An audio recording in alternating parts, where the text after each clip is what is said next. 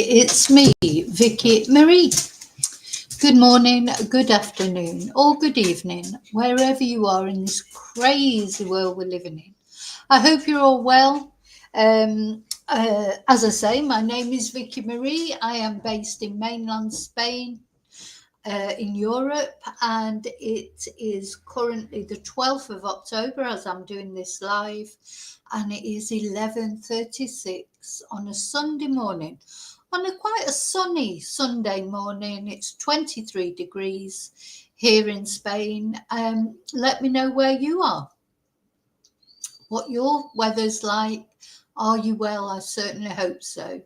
And thank you for watching. So, first of all, I want to say thank you. Well, I want to ask people, first of all, to like this video, to subscribe to my channel if you're not subscribed already. And to those of you who have already subscribed to my channel, thank you so much. I'm going to say my thank yous before I get to talk about this case, which is driving me crazy. I mean, I'm sure it is a lot of us, but certainly Jack and Lilly Sullivan's family over there in Nova Scotia in Canada. These two little ones have disappeared, vanished off the face of the earth. They were playing outside 1 minute, according to their grandma. So don't forget, it was their grandma who saw them last. They live on a property, a very, very remote rural property. They lived because their mum has left there now, with their mum, Malaya, and their stepdad, Daniel, on Daniel's mum's property. And we're going to watch Daniel's mum being interviewed as she takes us of a tour of the property, says what happened as far as she's concerned. I think she was the last people to see these children. So according to her, the children were seen that morning. So is she just sticking up for her son and for her, or is it true that she did see them that morning and they disappeared mysteriously as they were playing outside? And these are the convoluted mystery, the convoluted mystery that is this case.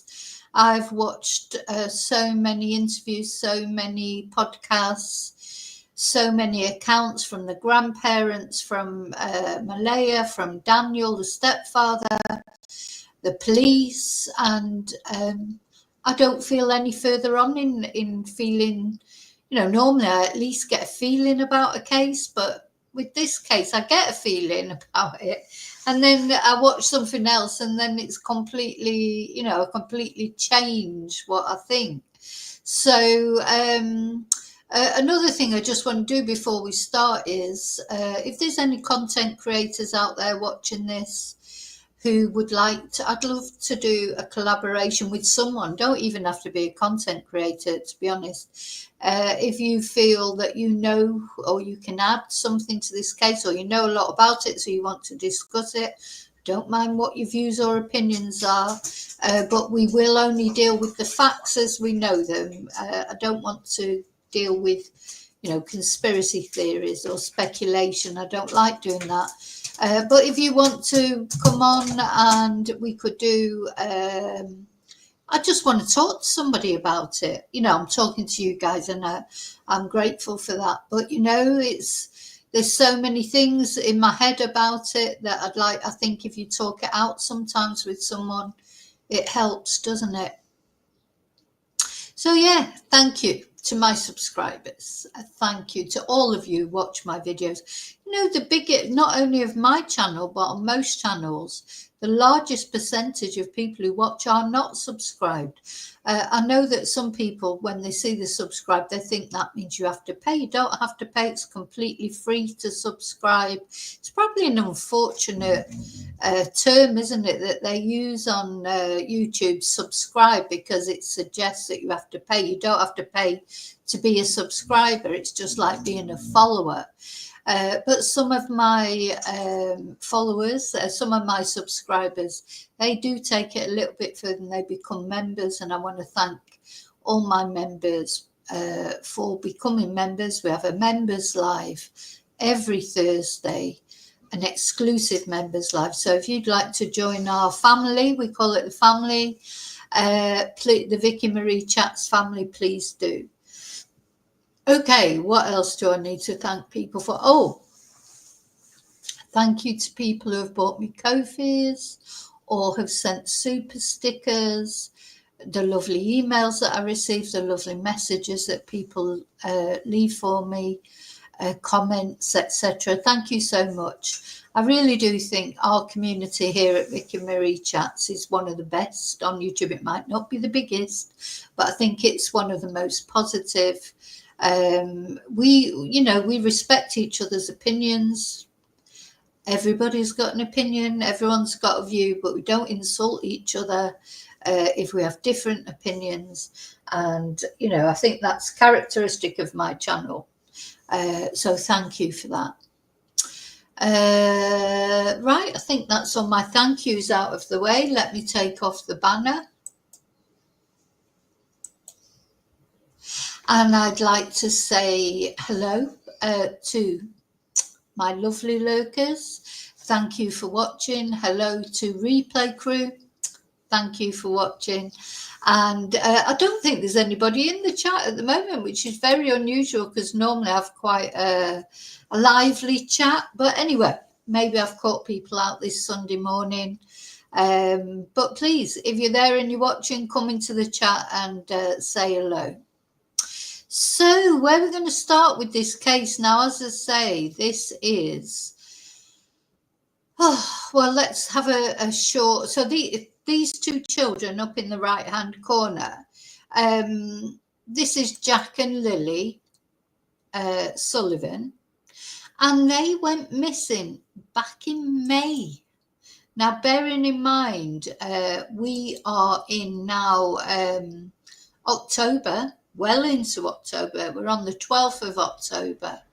And these children, we still don't know really any more about what happened to them, do we? All we know is they're missing. They've not been seen since May. They cannot have looked after themselves since May to October. That's impossible. So they either are very sadly deceased because they wandered off and some accident befell them, or an animal got them, or they fell into the water because, as I say, it's a very rural property where they went missing from. There's endless things that might have happened to them. So it's either that, or best case scenario, or somebody did something to them, like foul play is a possibility by the stepdad, the mother. It's a possibility. Everything's a possibility at the moment. Nothing's been ruled out, but nothing has been, no, it's not been declared a criminal case. As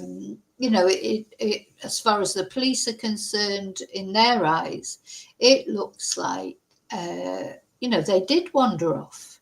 And did they, though? This is the thing. So these are the children.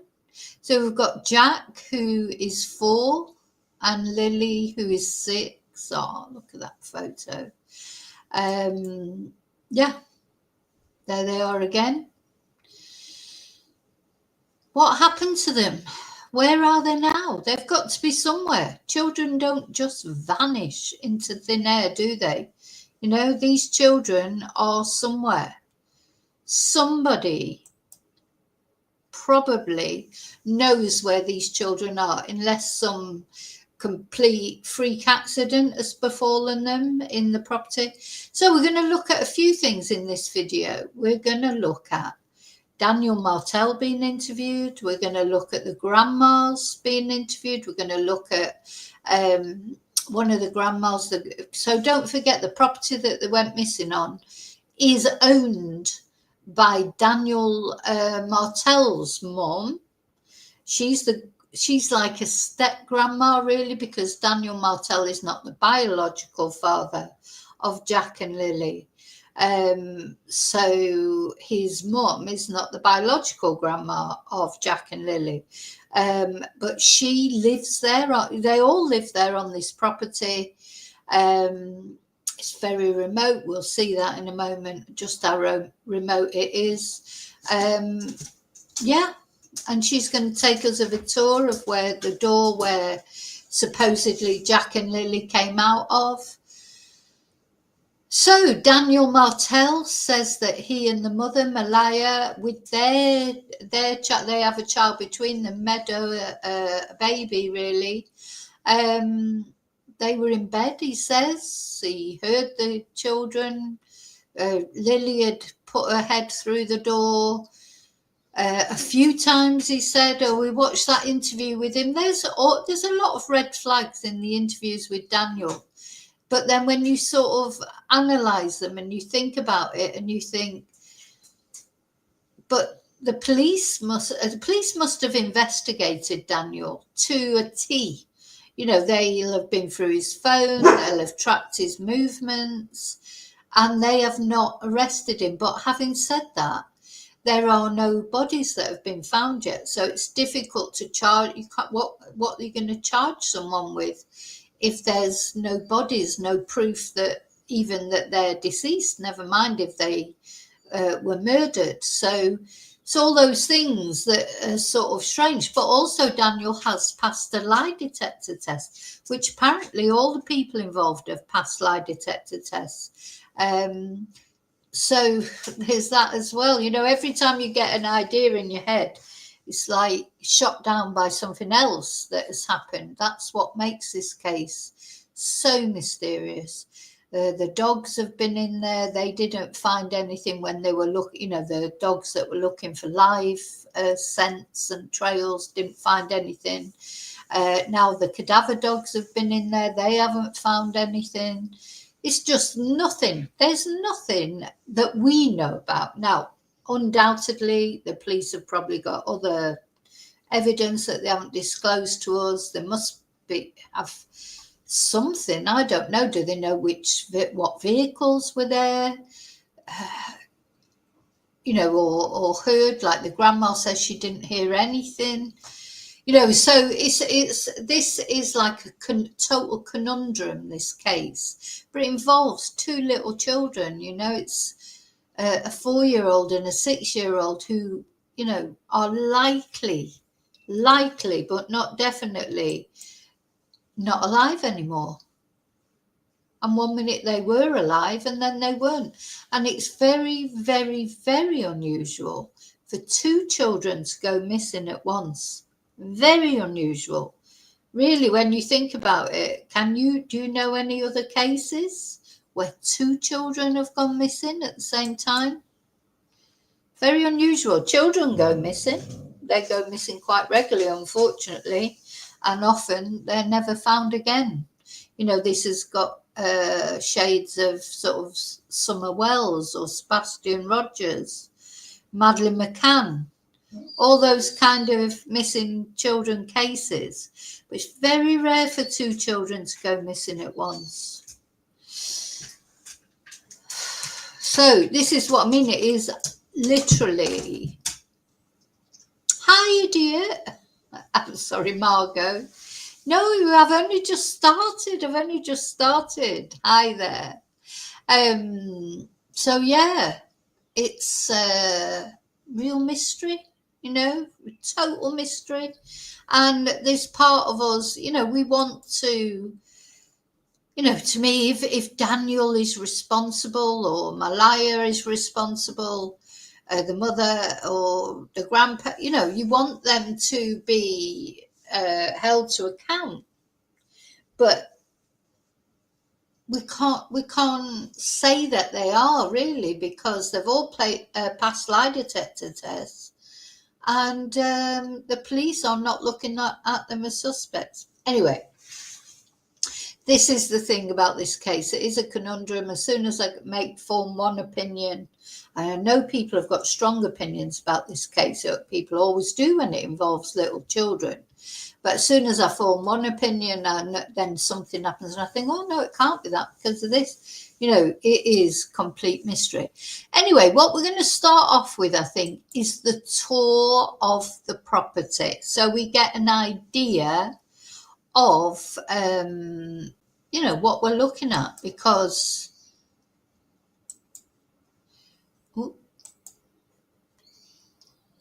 so Daniel Martell's mum, so Lily and Jack's step-grandmother, took a reporter on a tour of the property.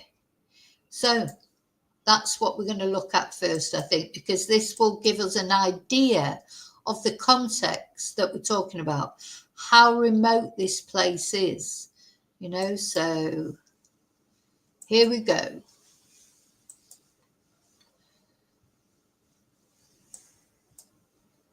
So this was May the 2nd, this year, 2025.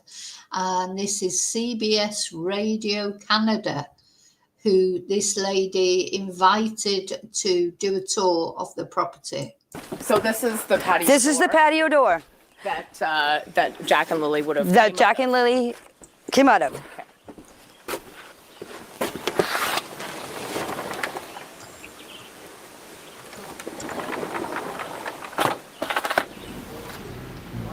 So it's the morning of May 2nd. Take me through what happened. Okay, I was up at 6 o'clock, sat in there and had my tea. And then on Facebook, 7 o'clock. So she said she got up at 6 o'clock. Now that's interesting, because it was around about 6:15 that apparently Malaya contacted the school and told them that the children weren't coming in. So the children had been ill, but there'd also been a day, I think a day where they didn't have to be at school. That particular week, they hadn't been in school much for one reason or another. The day before they disappeared, they were out with the family. It was captured on CCTV. So that was the last time they were seen alive on CCTV. Now, something that did occur to me, because apparently Malaya contacted the school very early, as I say, around about 6:15 on the Friday morning, and said the children would not be coming into school. Now, it just occurred to me that how do we know that that was Malaya who contacted the school? Because it was by email. It wasn't a phone call. It was very early in the morning. Obviously, she went on the school website or whatever and said the children wouldn't be in. Do we know for certain that was Malaya who did that? Just a question. In fact, as we're going, I'm going to be writing down some of the questions that I have. Not that I'm saying it wasn't Malaya. What I'm saying is, do we know for sure? Because the police have been very, very tight-lipped about this whole case. So we're not getting any, you know, which is fair enough because it's an ongoing investigation. I understand that. But so that's one question I would like answered. Is it certain, you know, that because I could get on, so anyone could get my phone or get my computer, go on it and send an email. And how would we know that email actually came from me and not somebody else? Do you see what I'm saying? So do we know it was Malaya for certain? Now, it may be that they have some proof somehow that it was Malaya. Maybe she has to give a, well, see, even if she has to give a password, really, anyone could know that password. That's why these new biometric systems are probably better, aren't they? Because then you know that it has to be the person, because they've got to use their fingerprint or their eye or whatever. But do we know for sure it was Malaya that contacted the school? So it obviously came from Malaya, like her registered account with the school, but was it her who sent that notification that the kids weren't coming in? You know, it's just something that struck me yesterday. I thought, how do we know Malaya sent that? I get up, come over here, fed my chickens. My brother, Ron, called me at 8:48 and asked me if I wanted to go to town with them. And I said no. I said I'm staying home. I said I'm going back to bed. Okay, I went and I laid down. Next thing you know.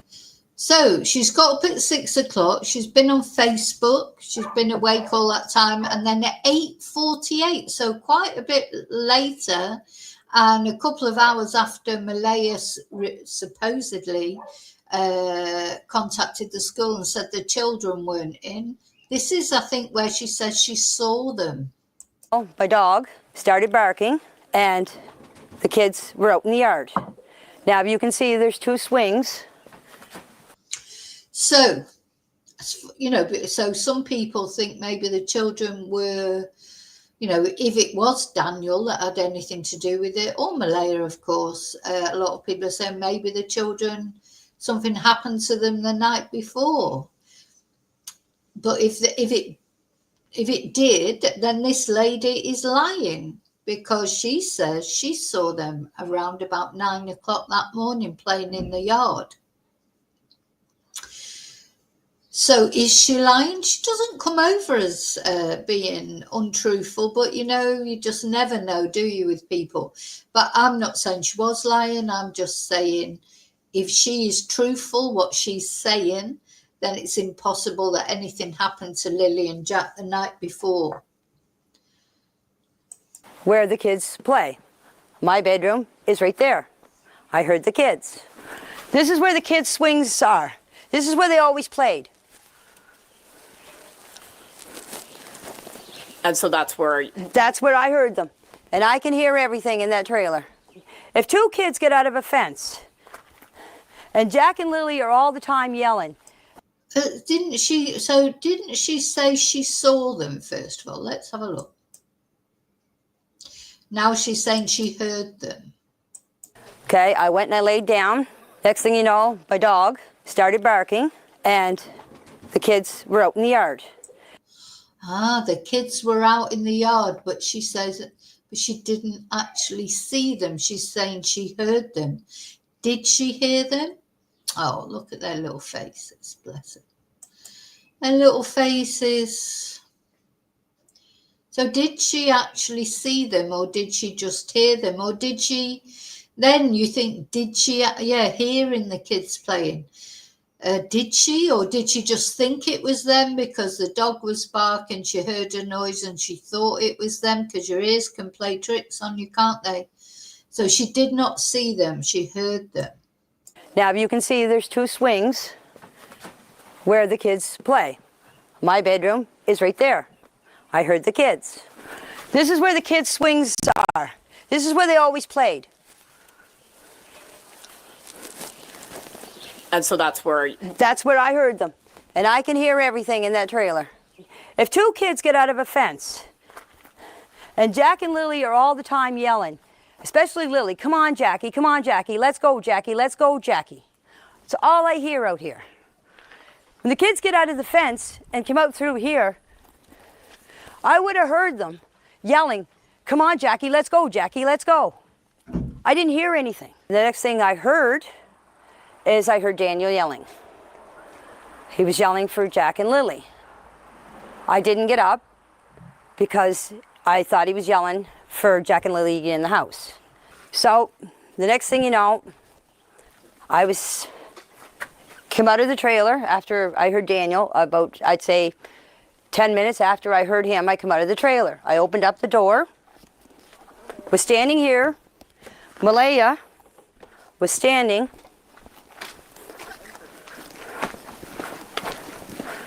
right here with Meadow on her hip. And I come out and I said, what's up?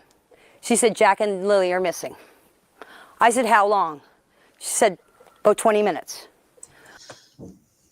So this is what she's saying. She heard the children outside. So she's saying she definitely heard them, but not saw them. Then Daniel's come out screaming or shouting them. She didn't take any notice because she thought he was just calling them into the house. And then when she finally went out, Malaya's there with the baby on her hip, Meadow. And and saying that they've disappeared. Now, I think from that we can see that, I mean, I don't know, was that gate open that they went through then? So she's saying they came out, there's a gate here, was it not locked? It's easy then for them to get out, I suppose. But I can't see that they've gone far. I don't know. But then later she does show them like a tree house type place they had. So maybe they did. After I heard Daniel, about, I'd say, 10 minutes after I heard him, I come out of the trailer. I opened up the door, was standing here. Malaya was standing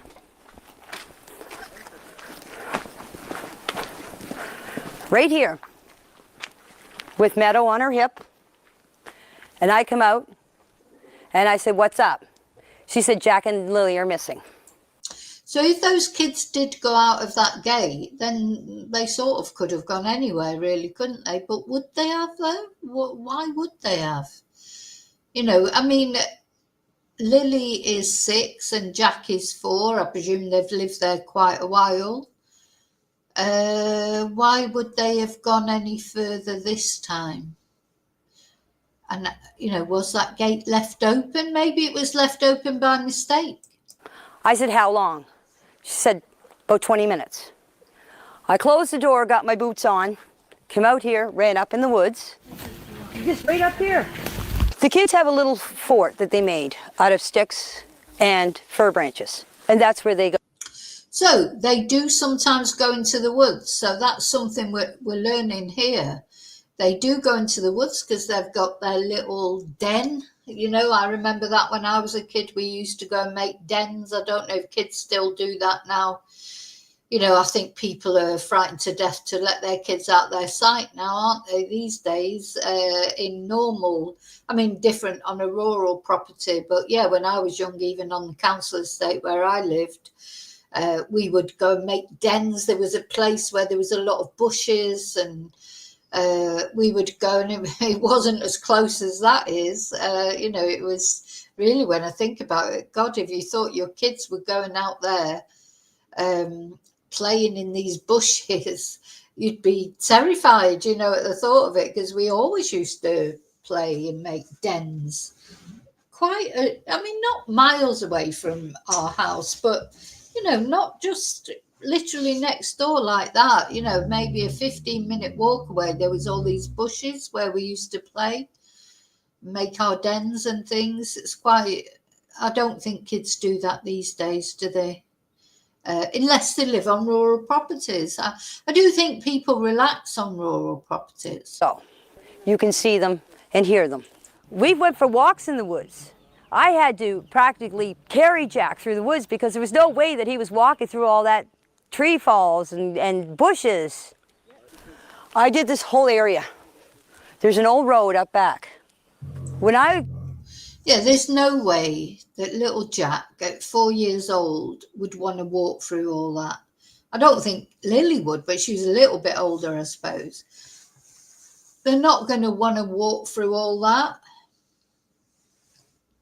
Now, if Lily wanted to go, and it sounds like Lily was the dominant one, like big sisters often are. If she was going, "Oh, come on, Jackie," like she was saying, "Come on, Jackie." But, you know, did they what? That is a possibility. This is one of the possibilities, that they've wandered off into all these woods and just got hopelessly lost, and then sadly maybe died, you know, of exposure or whatever, or, you know, it's possible, isn't it? But don't forget, everybody was looking for them. Surely, unless they actually you know, had an accident and died, surely they would have been calling for help, you know, even they can't both have just died like that either. You know, sorry to be sort of graphic, but it's true. This again makes it unusual, being 2 children. You know, if one children wandered off and could maybe have an accident and fall over, but the other child might just sit with them. But would they both have an accident just like that? They wouldn't both die instantly. even in the river or whatever. Surely there would. It's harder for two children at the same time to die of whatever accidental death, isn't it? Then what, maybe something happened to one child, the other child surely would just sit there, and then when they heard people calling their name, you know, because Daniel, according to him, was out there calling their name right afterwards. The police were all out, weren't they, searching for them, constant searches. I don't see how these two children, both of them, could have just died instantly. Maybe something happened to one, but why did the other one not shout for help or hear the searchers?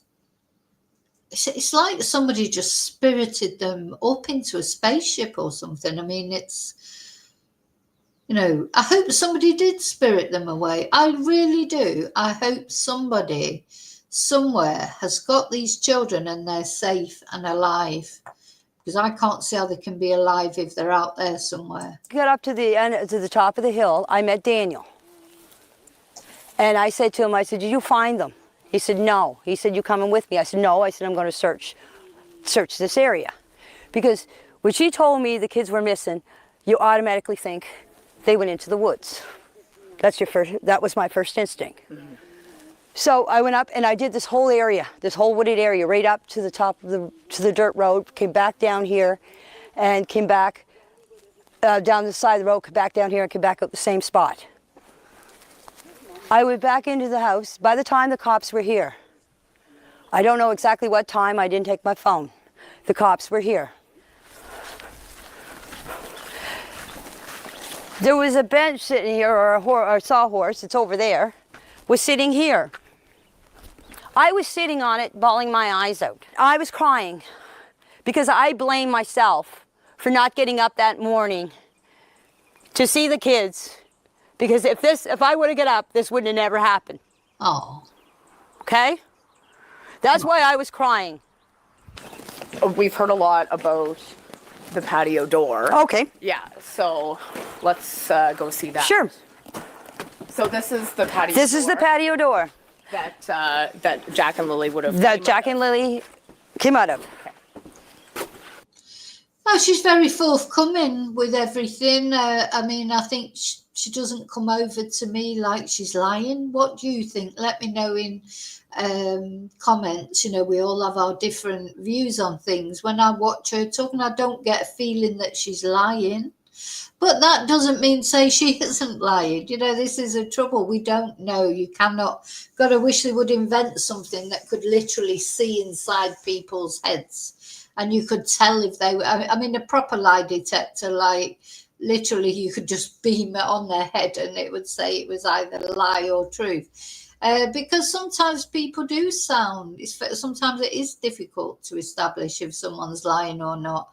To me, this lady comes over as being honest, but what do you think? You know, let me know. This is what I mean about this case. It is absolutely haunting me at the moment. It really is haunting me because I cannot see what happened. Anyway, she's very forthcoming to the reporter. Come, have a look. This apparently is the door that Jackie and Lily would have gone out of. And I'm sure Daniel said something like it would have made a noise. But you'll notice when this reporter opens it, it does not make a noise. So I don't know.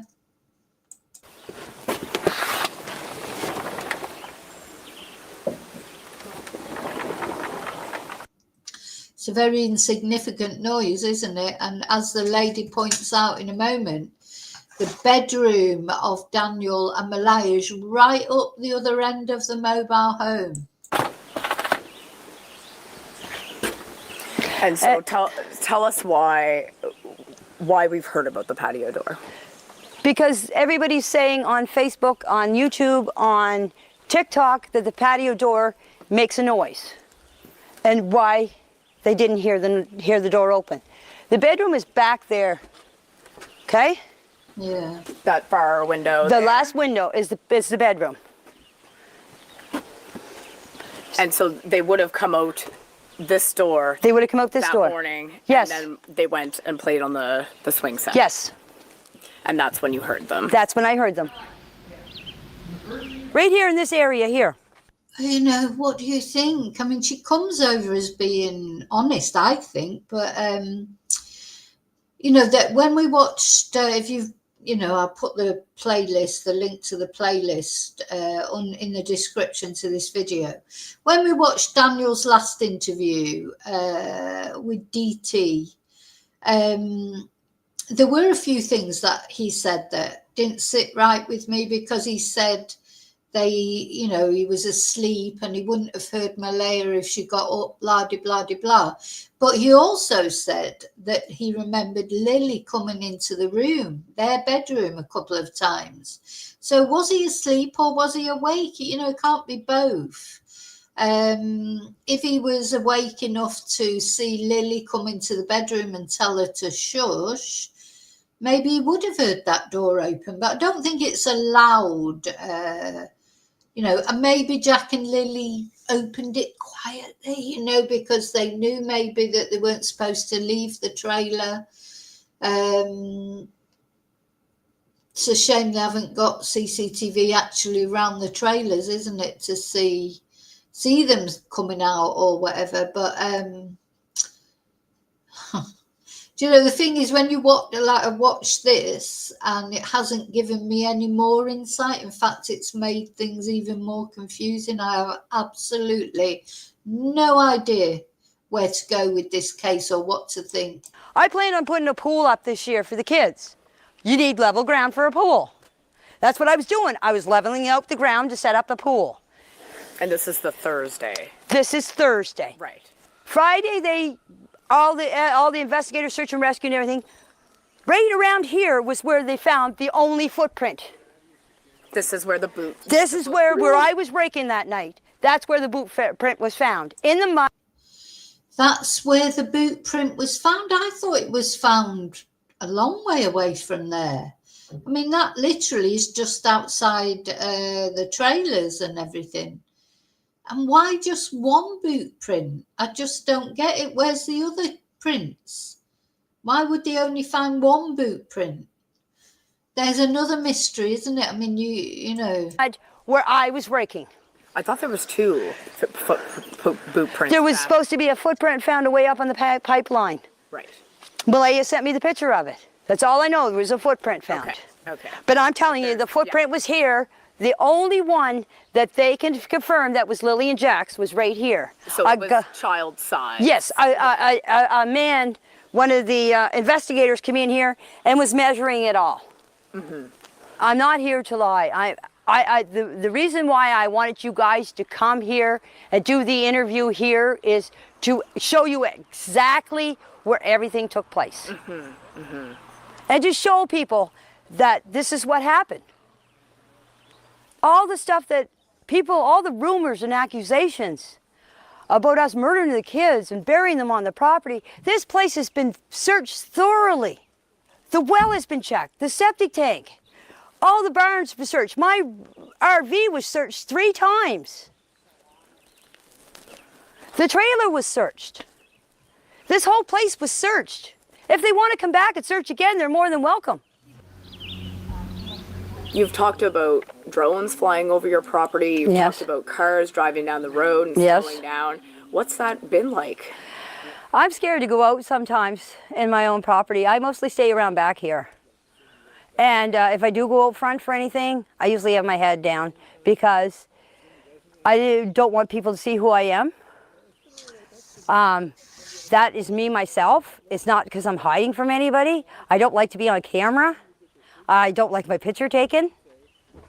I'm just a quiet person that just wants to be left alone, and I mind my own business. I'm just a hermit. Do you feel as if the finger has been pointed towards you and Daniel? Yes, I do. Because I live on the property. Oh, what do you think? What do you think? She doesn't talk about Jack and Lilly much, does she? She did get upset and say she felt that if she would have come up, but she's not like, you know, saying, oh, I hope Jack and Lilly are okay, or I Oh, God. Totally confused. Come on. Do you think your son had anything to do with the disappearance of Jack and Lilly? No, I don't believe Daniel had anything to do with the disappearance of Jack and Lilly. Our heart don't lie, and my heart is telling me that my kid did not have nothing to do with this, and I had nothing to do with this. You know, if something bad happens, you get like your heart drops. Mine hasn't dropped. Deep down in my heart, I do believe Jack and Lilly are alive. It's not because of what people are saying. It's my heart tells me that they are alive.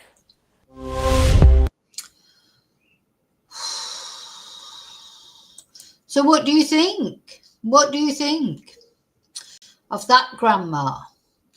Now, that's funny because that's the step grandma, and she says in her heart she thinks they're still alive.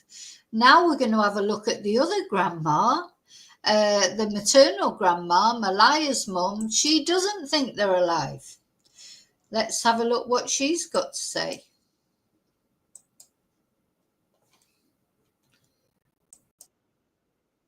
Weeks since Lilly and Jack Sullivan were reported missing in rural Nova Scotia.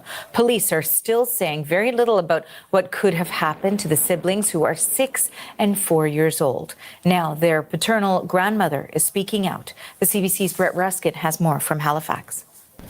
Still many theories about what may have... Sorry, this is not Malaya's mum. This is Jack and Lily's biological dad's mum. Sorry, no, we haven't heard anything from Malaya's mum as far as I know. Happened to 6-year-old Lilly and 4-year-old Jack Sullivan, but no clear answer as to where they may have gone. Now, we know that there was an extensive search of the area from which they disappeared. There were hundreds of searchers on the ground, dogs, drones, and helicopters in the air. RCMP investigators looking around as well, scouring the area, looking for any clues, any evidence about what may have happened to them. Now, we've heard frequently and often from the stepfather of these children, but more family members are coming forward to share their stories. So we heard from the grandmother of the kids. So this is the biological father's mom. Here she is speaking with CBC News. I know somebody knows where they're at. I know somebody out there knows where they're at. Just bring them home or let us know where to find them. I just want them to be found. At this point, I don't even care who did what. I just want to know that they're home. She says that she doesn't feel like the kids are in the woods, or that they would have gotten far in the woods, simply because it's too dense. There are countless trees blown down by a hurricane that swept through the area about 3 years. I don't think they're in the woods either. And that's a good point, Margot, that you say. She was quite aggressive. She didn't have... the only time she got upset, really, was when she would talk about Daniel not being involved. But... yeah, she didn't really talk about the children themselves much, I don't think. And, you know, when she said, and I thought that about the swings, you know, they were all wrapped over, weren't they, already? But still, the strangest thing to me in this whole case at the moment is still that Malaya left. Why did Malaya leave? That's the other thing that we're not being told. Nobody has said why Malaya left. She left the next day, and that just, to me, imagine your children have gone missing. You're not going to leave that area the very next day, are you? There's something in Daniel and Malaya's relationship for me. That's where the key lies to what happened to these children. I think Daniel is a stalker. I think he is a domestic abuser. That doesn't make him a child murderer, of course, but we'll hear from a podcast we're going to listen to. Jack had black eyes at school. You know, why is that not being talked about more? You know, he often had black eyes. And Daniel tried to say in that interview we watched with DT that it was probably Lilly that gave him the black eyes. He did not deny that Jack had black eyes. So the black eyes worry me. You know, is there Daniel?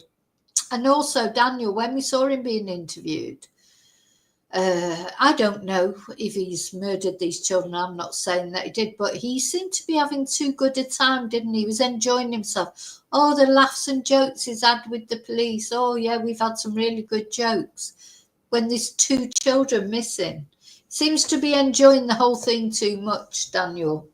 But again, doesn't make him a murderer. So, but yeah, key things for me is, why did Malaya leave the next day before she even knew what had happened to her children?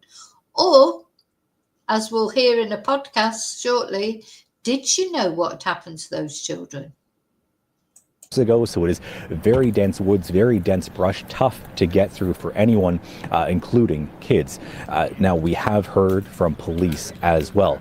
They are looking at all possible theories. They're really throwing any possible available tool or resource that they have at their disposal at this investigation. There was an extensive search of the property, of nearby septic systems, of wells, of lakes and waterways in the area, even of mine shafts and culverts, any place that these kids may have crawled into, had hid in, or were climbing into, any small space that were really no stone has been left unturned in that region. Now, police said this is an unusual investigation, an unusual missing person investigation, because it's not often that 2 children go missing at the same time. Here's police talking about that. It's quite rare. In my career, I've never seen 2 missing children go at the same time. But people do go missing, and we are there to support the families. We're there to find their loved ones, and we're there to find facts and evidence surrounding their disappearance.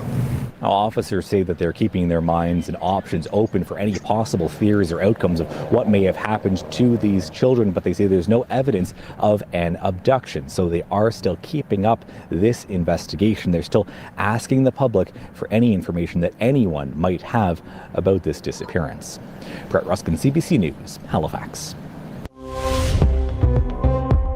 So imagine you're looking at an investigation, really, where there is no evidence of anything. So there's no evidence of abduction. There's no evidence that the parents did it.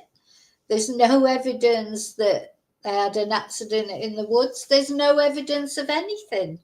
And like the police officer said there, when do 2 children ever go missing like that? It just doesn't happen ever, does it? You know, it's not so easy to kidnap 2 children. I have known one case where it happened. Very sadly, a boy and a girl were kidnapped. I must look at that case one day. It's a very interesting case. Unfortunately, the boy was killed by the person that had abducted them, and the girl, she was very what's the word I'm looking for? Very clever, because when her abductor took her to a diner for something to eat, she managed to communicate to the woman that she actually was there under duress. And anyway, the abductor was caught. He was a serial PDF, and his main target was the girl, but he took the boy as well, just as a leverage. And he did murder the boy. But so it's very, very unusual, that. Very unusual. Again, doesn't mean to say it didn't happen. Because I think if an abductor took these children, they could use each other against each other, if you like, to keep each other quiet. You know, it could be like to Lily, well, if you cause a fuss, I'll kill Jack. And to Jack, if you cause a fuss, I'll kill Lily. You know, these are the sort of things that a perpetrator might do. But ultimately, it's so very, very unusual. I was trying to think the girl who was abducted with her brother was called Shani or something. I must do a video about her case one day. And yeah, so there you've got the two of the grandmas. You've got the step-grandmother, Janie. As Margot says, she is aggressive. When she talks, you know, you don't feel any love for the children, but she is not biological grandma. And then you have the other grandma, the biological grandma on the paternal side, say, oh, so Janie's saying, oh, she thinks they're still alive. But then you've got the other grandma, Belinda, saying she doesn't think they're in the woods, and she seemed to not really think that maybe they're alive. But she did say, I just want them back. I don't care who's responsible. Whereas Janie didn't say anything like that, did she? You know, oh, I don't care what's happened or who's responsible. We just want them back. She doesn't feel the love for the kids. You can see that. Or it feels like that. I mean, doesn't, you know, we're all different. We all, you know, display love in different ways, I suppose. Okay, so now we're going to hear what this major crimes officer says about it, or we're going to watch a video on, what is it, CBC News. While you're watching that, I'm going to leave that on. And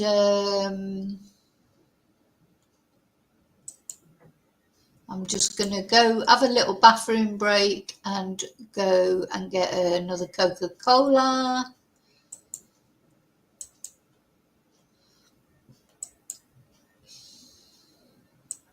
Were in the community on the property where the children went missing. Mm-hmm. What did they find? Well, they did not find or signify any, identify any scent of human remains during their search. So they searched the property around the family's home.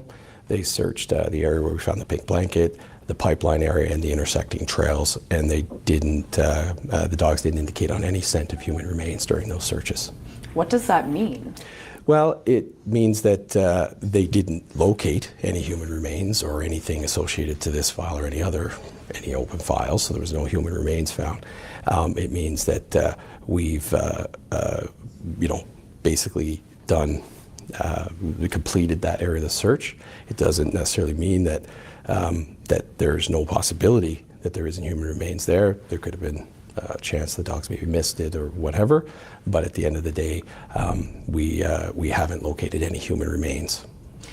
So it doesn't mean that there is not human remains there? There's always a possibility that maybe the scent didn't hit the dog that day or what have you, but we're confident in the search patterns that were deployed and based on the best practices of our police dog services human remains detection handling unit, and we were confident in the search done, but we did not find human remains. Help the public understand how there could still be a possibility, though. What other factors could be at play? Well, I mean, the conditions at the time were good for the work we were doing, but I'm not entirely sure of exactly the technical things or the technical kind of terms to use associated to why they wouldn't have got seen or how something could be found in the area. But regardless, they could be tucked away in different areas. There could be anything that could have caused an odor not to be picked up by the dog. But again, to our best practices and the training and expertise of our PDS handling unit, we feel we've exhausted the area as best as we can. Really, there's no way you could say with 100% certainty? There just isn't a way I could say with 100% certainty. There's the reality is we're dealing with nature and things could happen that we don't understand right now. And at the end of this, when we find out where Jack and Lily are and bring them home, then we should have those answers and understand better. How many days were the teams on the ground? I believe it was around 3 days that the teams associated to this particular search, and they searched roughly 40 kilometers of area during that time. And what do you mean by 40 kilometers? Is that? Well, they do, again, I'm not a PDS dog handler, so I can't talk about all the specifics, and I wouldn't talk about all the specifics related to an investigation, but in general, they run certain search patterns, and they do, certain techniques and drills to kind of put the dogs out there and do the searching. So to say exactly how that looks, but they covered roughly 40 kilometers of area during the 3 days that they were searching, and covered all the areas that we felt were relevant to our investigation. Did they search inside the trailer? would have to get back to you for specifics on that, but they did search in and around the property. I wouldn't be able to answer for sure right now. I could quickly find, we'll get Stratcoms to find that answer, but I'm not sure if they went inside, but they did do the whole property around and the area around there, the pipeline trails, where the pink blanket's at, and then intersecting paths and areas. So. Did one of the handlers question the children's stepfather, Daniel Martell? I can't comment on what was said between Mr. Martell and the dog handler. That's really not something I'm aware of or have knowledge on, and I don't have any comment there. So, would it be common practice for a dog handler to question people who are involved in investigation? There may be circumstances. I mean, I'm not sure that there's strict protocols on talking or not talking. I mean, when a dog handler, and maybe not this circumstance, but if you show up somewhere and you need to use a dog, you would probably gather some information to help you get that started. So there could be reasons for sure for PDS to be talking to somebody at the scene to get the information they need. But again, there's no solid and fast rules on that. So yeah, they may talk to people when they deploy, when they may not. So, given there were no human remains detected and that these were locations that were the highest areas of probability, is there any other possibility of cadaver dogs being brought in again? Absolutely. If we have information or evidence or facts that suggest that there'd be benefit to bringing in whatever resources available to the RCMP, we will look at deploying that resource when it's relevant, pertinent, and beneficial to the investigation. So if there were information or anything that we needed to do or an area we needed to cover again or anything like that, then we would look at bringing them back in and having that done. What happens now? Now we continue on with our investigative work. Nothing stopped from the second day of this investigation when major crime took carriage and began collating and sorting and organizing the information. I think basically what this guy is saying all the way through is they don't know anything. That's how it feels, isn't it? It's like, well, they probably do know something, don't they? They probably do, but they can't share it. I don't know. Let me know what you all think. To me, I feel like they can't know absolutely nothing. Can't be, can it? Surely. They must have some idea of what's happened to these children. Just must do. But maybe not. Don't know. What do you think? I mean, I know Janie's got an abrasive manner and Daniel's got his straight. At the end of the day, they're not so emotionally connected to these children as biological grandparent are. And just because they're a bit abrasive in manner or a bit, doesn't mean to say they're murderers, does it? So we have to remember that. They have all taken polygraphs and they've all passed. So whether we like Janie or not, maybe she is abrasive, doesn't mean to say she's murdered the children, does it? There's a lot of abrasive people out there, but they don't necessarily murder anyone. But I'm not saying that she hasn't either. I have no clue. No clue. I literally, in this case, as I say, in some cases you get a feeling like, 100% like Julia Wandel is a stalker who's stalking the McCanns. But in this case, I literally do not know. Don't know. So, I can feel all the red flags in this case, but I don't feel they're pointing me in any particular direction. In planning the investigation, we haven't stopped. We've talked with a number of people. We've got over 1,000 taskings that we're still creating new ones and developing new areas to gather information from. We've reviewed over 8,000 videos, thousands of hours of video from the area, and we've done an extensive ground search using both technical capabilities, partner agencies, GSAR, DNR, to as thoroughly as we possibly can search the area around the home and those other areas that I mentioned. And that's if we continue to gather information, make decisions based on that, and if those information suggests that we need to do more searching, we will. So the investigation hasn't let up since May 2nd? No, it has not let up, and it won't. this is not something that we stop working on. We've got 2 young children, Lilly and Jack, who've gone missing from their home, and it is a Missing Persons Act investigation still at this time. But we need to find answers to that. There's a lot of legitimate public concerns about how 2 children go missing and we can't find them, so we're going to continue until we have answers. RCMP have been conducting forensic testing, including on the pink blanket that you mentioned. What can you say about what results came back or what we know about the forensic testing? Of course, I can't say much about the details because... I just can't say anything.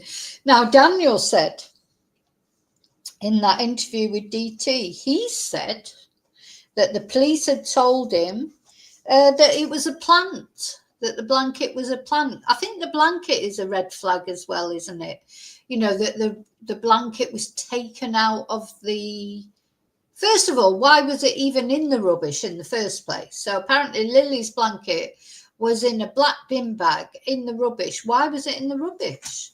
Anyway, then Daniel says somebody put their hand through the bin bag, and he specifically said hand, through the bin bag, reached down, got the blanket out, and then part of the blanket was found, and the police had told him it was a plant. Now, actually, I'm just looking at this guy's face here. It looks to me like there's a lot more that he'd like to say. I mean, I'm not a body language expert. I don't believe in body language experts anyway. I just go by feelings. But looking at him there, I would say there's a lot he does know about that, but he just can't say it.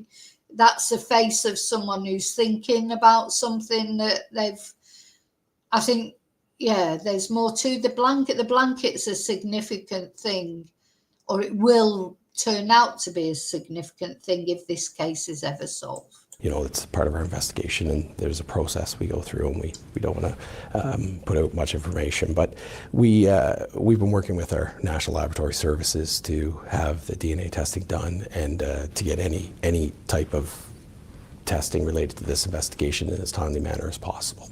It's been at least a week since the dog handlers were on site. Why? Yeah, why was Lily's blanket in the bin? Why was it?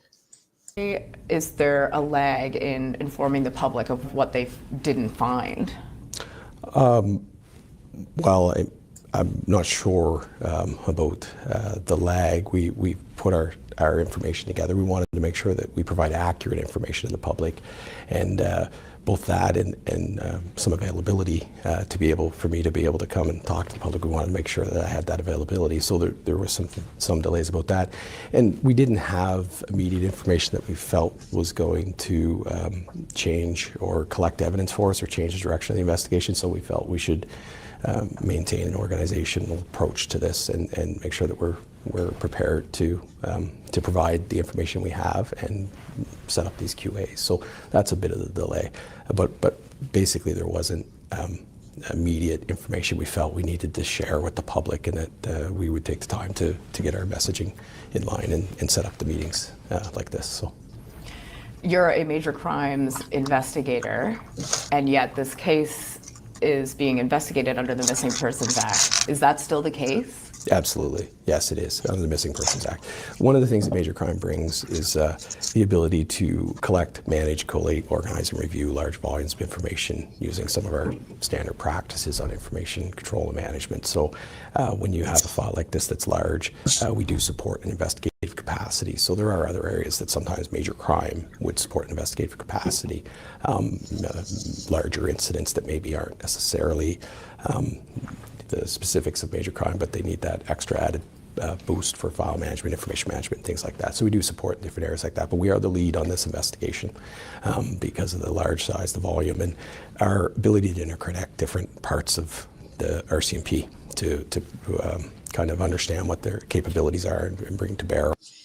Now, is it just me, or is this man waffling?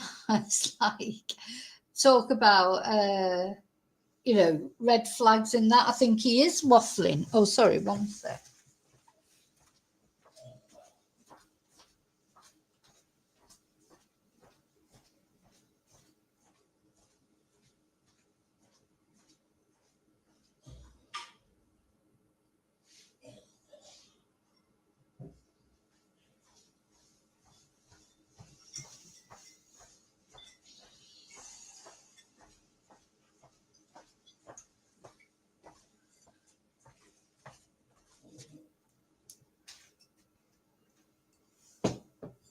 Sorry, I'm back. Yeah, he's definitely waffling, isn't he? He's like, look at his face. It's like it's word salad. He's waffle, waffle, waffle.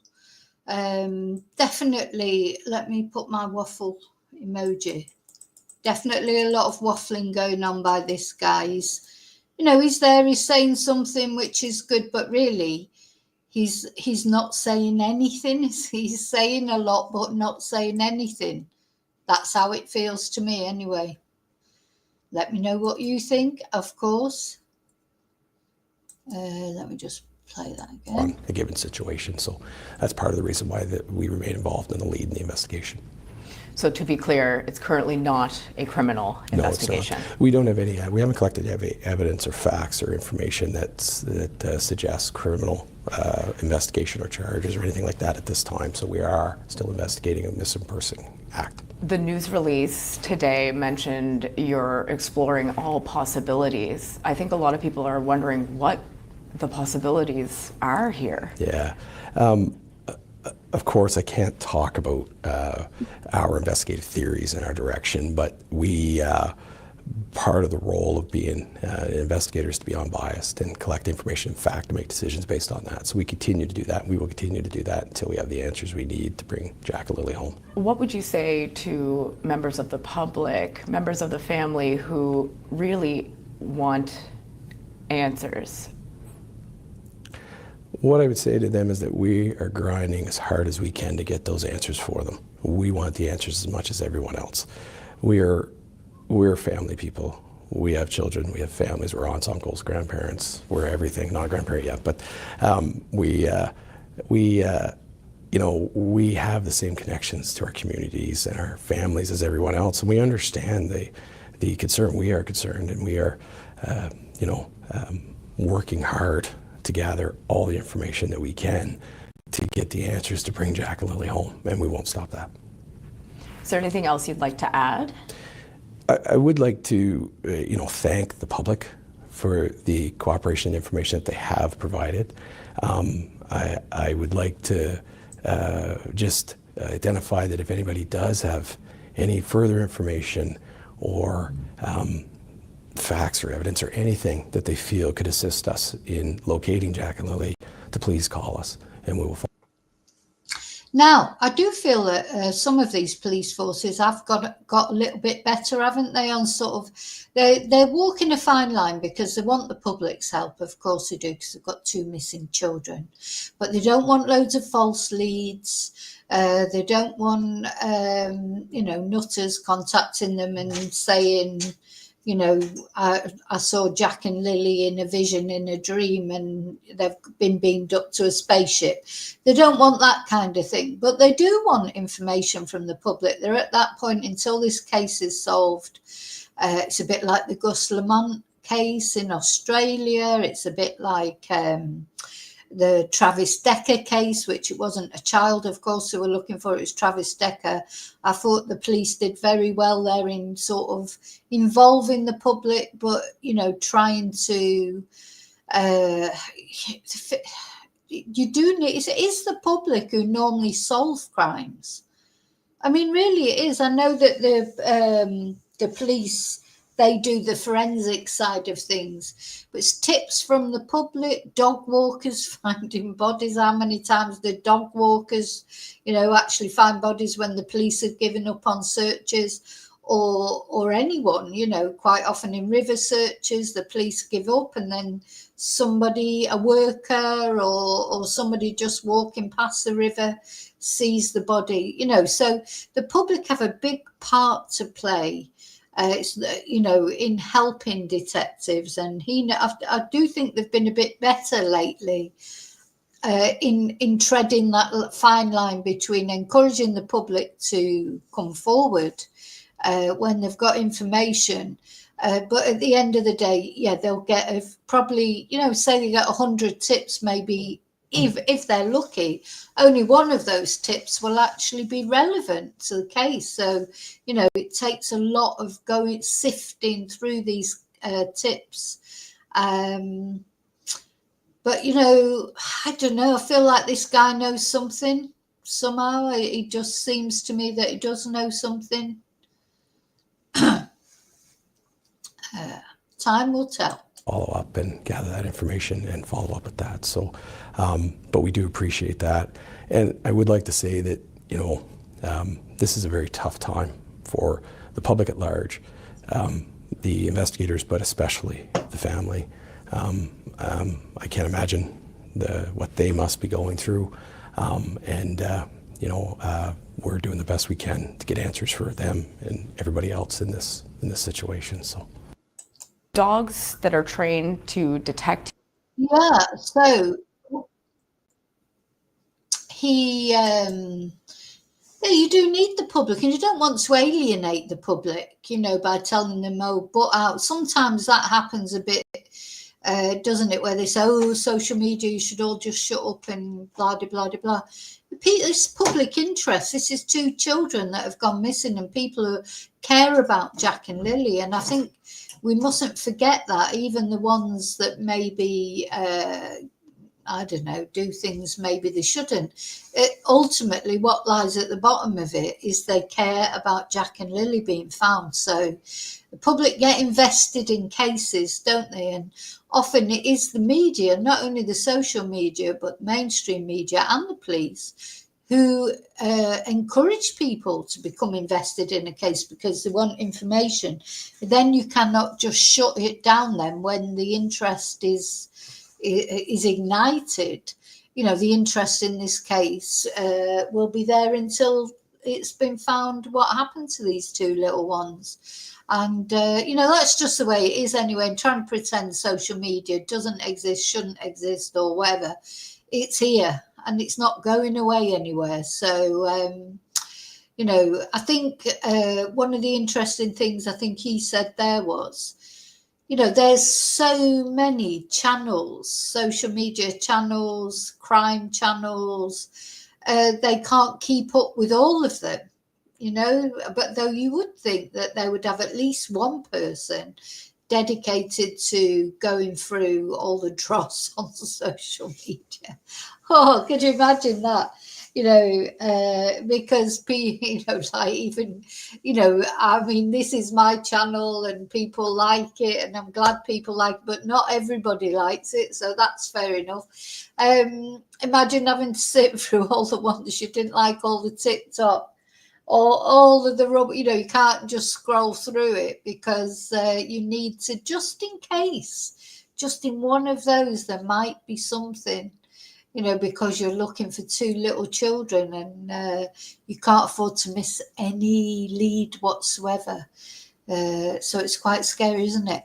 Anyway, the next thing we're going to look at, right, we're going to look at the property again, probably at the end. So I found this, let's watch Daniel's reaction now. So we're going to watch Daniel Martell's reaction to when the cadaver dogs didn't find anything. Now, this was a little bit of a red flag to me because he said I was 100% certain they won't find anything. How could he be certain they wouldn't find anything? How could he be? Why? Anyway, let's have a look. Walk me through that day. You knew that they were coming, but you didn't know when. Mm-hmm. I actually got back from my visit with my daughter, and I come home and the dogs were already, on scene, and they were there for about an hour before I got there. I didn't know the exact day when the arrival was going to happen. It was even a surprise to me, but at the end of the day, everything's ruled out there, and I hope this is speculation, turns elsewhere. So you arrive home after visiting with your daughter. Mm-hmm. They're there, and then what happens? They're there, and then, I walk up, greet them, and meet them for the very first time. It's like, can I come close to you and the dog? Now, I just have to say, it is very near this property, rural as it is, and if Jack and Lily went off this way into the woods, that's where they might have had an accident or something. But here we have got a road. There is a road going, they would only have to walk up here, and there was a sighting, a supposed sighting of them with somebody on this road. I mean, they're not far from the road, are they? So that's another possibility to add to all the other millions of possibilities. Walk up, greet them, and meet them for the very first time. It's like, can I come close to you and the dogs? And he said, oh yeah. And then, investigators were there, or one investigator, and, had a conversation with him, and they said, look, yeah, we're going to do the property. I said, perfect, like, let's do every square inch. And that's when it began with, where do you think we should search? And in my mind, these guys are the best. They're supposed to be the best. They should have mapped the terrain, looked at satellite imagery, and found every single speck on that property that needed to be searched. And they should have had, Well, what they should have done, because Daniel knows, Daniel, he knows what the police should have done. He's trying to tell them their job. He does give off red flags, Daniel. I understand why people think he does. But is it just because he's, a fool, or is it because he's got something more sinister to hide? I don't know. Better coordination with reviewing those maps and people involved from the start with search and rescue to determine areas they need to search. What happened? Did you tell them where to search or advise them, or what did you say? I gave them like any indication that, soft grounded areas like the marsh, the ponds, anything like that. But I said, you're welcome to do it anywhere. They did inside the... I mean, that is a big red flag when he's trying to say, yes, I told them where to search, as if they're going to listen to where he says that they should search. That is a red flag. You're not going to search where Daniel says they should search, or search where they think they should search. So there are things that Daniel says that are pretty ridiculous. But you know what? I still don't know. I know he's, I understand why people feel the way they do about him. I really do. But I can't decide if he's just a bloody fool or, if there is anything more sinister. There's other times I think he's being honest in what he says, but he does seem to think he knows better than everybody else. The house, they did, everywhere, vehicles, they did everything they could in the amount of time that they were given to do it. So what did they search when they came inside? How did that go? Well, when they took the dogs, inside the house, they ran from one side of the house to the other, waiting for the dogs to, bark or pick up a scent, and nothing was located. Same with all the property. There was no indication of anything. They didn't do it once. They took in both dogs. They did the whole thing. They did up the road. They did the blanket site. They did pipeline where the boot print was found. They exhausted every single area within Landsdowne. Yeah, the pipeline trail right here where we're standing. Mm-hmm. They did. They spent every hour they could searching, not planning or anything like that. They were boots on the ground, just doing whatever they could. You were mentioning that you had a bit of a tense reaction with one of the dog handlers. Can you tell me? Now, I'm not sure why he's folded his arms. That's a definite sign of being uncomfortable, defensive. Not sure why he's folding his arms if he's got nothing to hide. And now she's going to talk about an uncomfortable experience he had with one of the dog handlers. Tell me about that. Yeah, it was a little bit heartbreaking and saddening to hear what the words that came out of his mouth. And for me, I wonder what they were. All I was trying to do was ever help. That's all I've been doing is cooperating, and to see that and hear that, it was pretty saddening. What did he say? He said your Thursday and all the way leading into Friday morning, there's not enough detail. I said to him that Thursday was just an ordinary day until I woke up on Friday morning. And that's when life changed. There was nothing like life changing on Thursday. It was a normal day. So therefore, there was nothing detailed that needed to be remembered that day until Friday morning. So he was mentioning something along the lines of something happened Thursday night, Yeah. and your story isn't matching up? Yeah, well, not just matching, it didn't have enough detail for him, personally. And then that's when I asked him, do you know anything on the case? And he said, not really. I've seen you on the news once. And that kind of alarmed me, or, shocking, because you're having somebody that's trying to get you to admit to something and they don't know any details. So therefore, my Thursday didn't have any details. Your knowledge of the case didn't have any details. So you shouldn't try to force something on me without knowing any of the background. Did he make any accusations at you? Yeah, he did. He said that Thursday didn't have enough details, and we think you did something to the kids Thursday night. Oh. And I asked him, like, what are you talking about? Like, I just ran through whole Thursday and Wednesday with you. Well, this is what the dog handler supposedly said to him.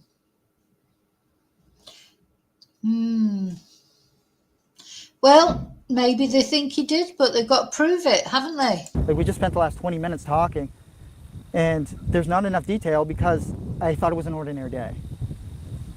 In the end, like, cadaver dogs were there, they went through, and the story continues. In conclusion to all this, there's still a lot of work that needs to be done. I'm still helping investigators at every turn we could possibly think of. And hopefully we see some kind of resolution soon, or some kind of outcome that's positive. How's that communication in your relationship with RCMP now, 5 months later, and then given that interaction a few weeks? No, I just want to say, just let's put ourselves in on the Thursday. Let's suppose that Daniel did something to the children on Thursday. What did he do? What did he do? Did he kill one of them? And then because the other one was watching, he killed the other one as well? That's quite a lot, isn't it? Do you see what I'm saying? I'm not saying he didn't. I don't know if he did or he didn't. But if he did, it's like you try and sort of imagine the scene. You can, I don't know, to murder one child and then murder the other one as well. That would have to be so much rage, so much hate. Or was it something like they gave the children sedatives and they just didn't wake up? Was it that? Or did he literally batter the children? And not only one of them, but both of them. We've got to sort of think, if something happened Thursday night, what? To two children.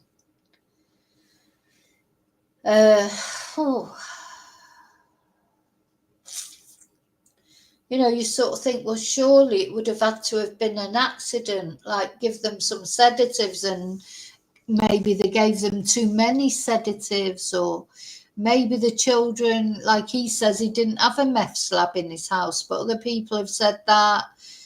Did the children get into the drugs and die because of that, because they took any of the drugs that he had around the house? Or has Malaya arranged for the children to be taken away?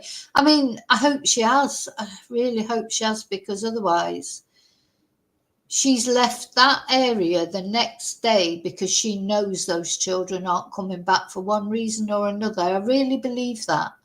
I think for you to leave a place, unless you were so terrified of Daniel, to leave a place where your children supposedly had gone missing in the woods and not want to be there when they were found is just wrong. So she left the next day, 100% she left the next day because the children weren't coming back for one reason or another. It would either be because she knew that he'd done something to them, because she'd done something to them, or because she'd arranged for them to be taken away by someone out of that situation. But she would not have left that area the next day for no reason. Very, there are so many red flags. I just don't know. I can't join the dots, and that's what the police are there for. They're going to join the dots sooner or later. At this point, I go to them. They don't ever come to me. It's just like I have to contact them, I have to go to them, and it's been like that for a little while now. Yeah. Because I've given them so many leads, and there's only so much I can do. Yeah. I was told not to pursue any leads, so I'm not the one who's going to be going out there investigating. Why do you pursue leads? Because you're still out there talking to people and finding out new details. By pursuing leads, they mean if I have a lead, I don't track it down in person. But yeah, like, I'm still open to talk to the public. I have no fake accounts. I don't have anything that would be not under my name. Like, I go fully into every comment with my name present. So I have nothing to hide. People are free to message me whenever, and people are free to discuss anything they want with me. Any angle, any perspective that they have, I'm open to it. And I will pass it along to investigators if it's a solid perspective. Every tip matters. All 800 and almost 900 of them matter. Do you find that engaging helps for you? It doesn't help me mentally, that's for sure, but I still do it. I'm basically desensitized to all judgment at this point, so if anybody has anything, you can just come to me, or just, you can go to Major Crimes, you can go to your local police department, they'll pass along tips, or Crime Stoppers. Because this whole situation has drug on for way too long, and it's absolutely destroying everyone involved. So what does this tell you now that the cadaver dogs were in, they didn't find anything? Do you think, like, the part on the woods, do you think that's case closed? It should be case closed. It should have been case closed from the very start. Because with the amount of resources, the technology, and amount of searchers, and everyone deployed in that first initial search, that was a lot. That was an 8-kilometer radius outwards. And it's just the amount of money and people's time, injuries that were sustained during that. It's just, people should have just opened their eyes to see that we need to look elsewhere. I pointed many fingers, and I think that's where the people should look. Not here. Not here.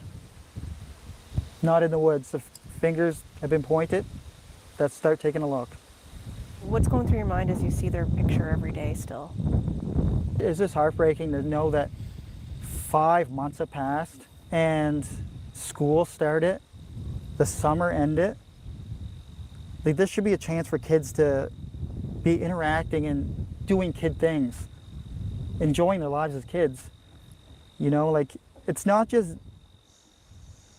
all the kids that miss them from school and community, and, you know, at this point the whole country that, you know they're missing. It's just like I have kids too that know that they're missing too, and like, that's heartbreaking for them. Like, Meadow doesn't understand, but one day she will, and she knows that Dad spoke up for Jack and Lily when no one else would. Huh. I think every time I see an interview, it doesn't make things clearer, it makes it more murky. But yeah, and of course we have to remember that Daniel has children as well, not with Malaya. He has Meadow with Malaya, but he also has 2 children from a previous relationship who knew Jack and Lily, because, you know, they all lived together in that house. Or, well, his children would come there when he had visitation. What do they think of it all, I wonder? Okay, we've got one more podcast that we're going to look at. I found this podcast very, very interesting. It's the Decibel. I think it's from the Daily Mail sort of group. But it's a good podcast all the same. And there were things in this that I didn't know about before, like Jack's black eyes at school, etc. So we're going to listen to this.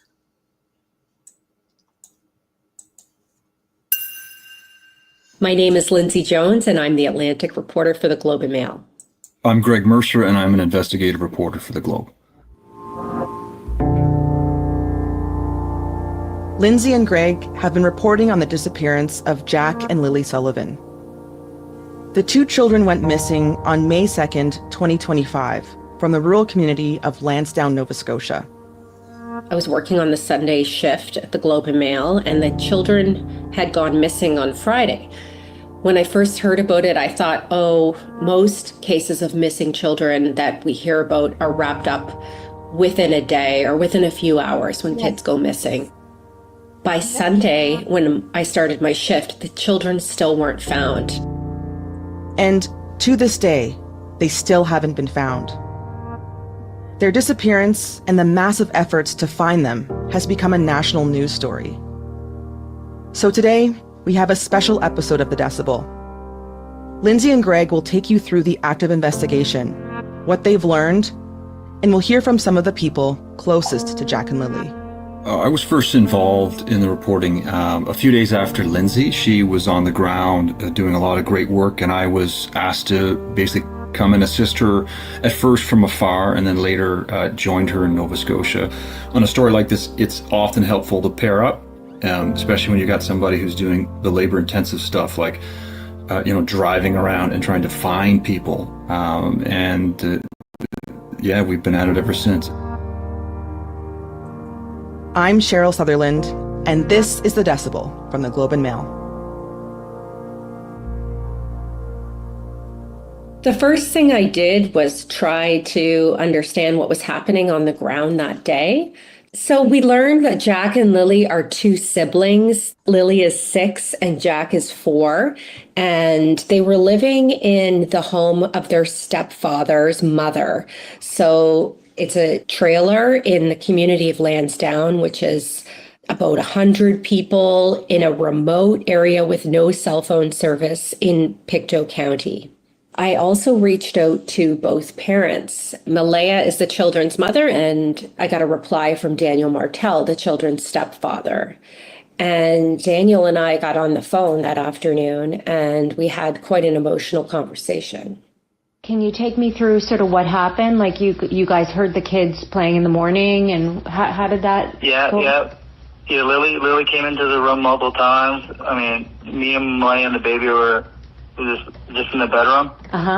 And so he says that often, that Lilly came into the room multiple times, even though he also said in his interview he doesn't think he would have woken up if Malaya would have got up.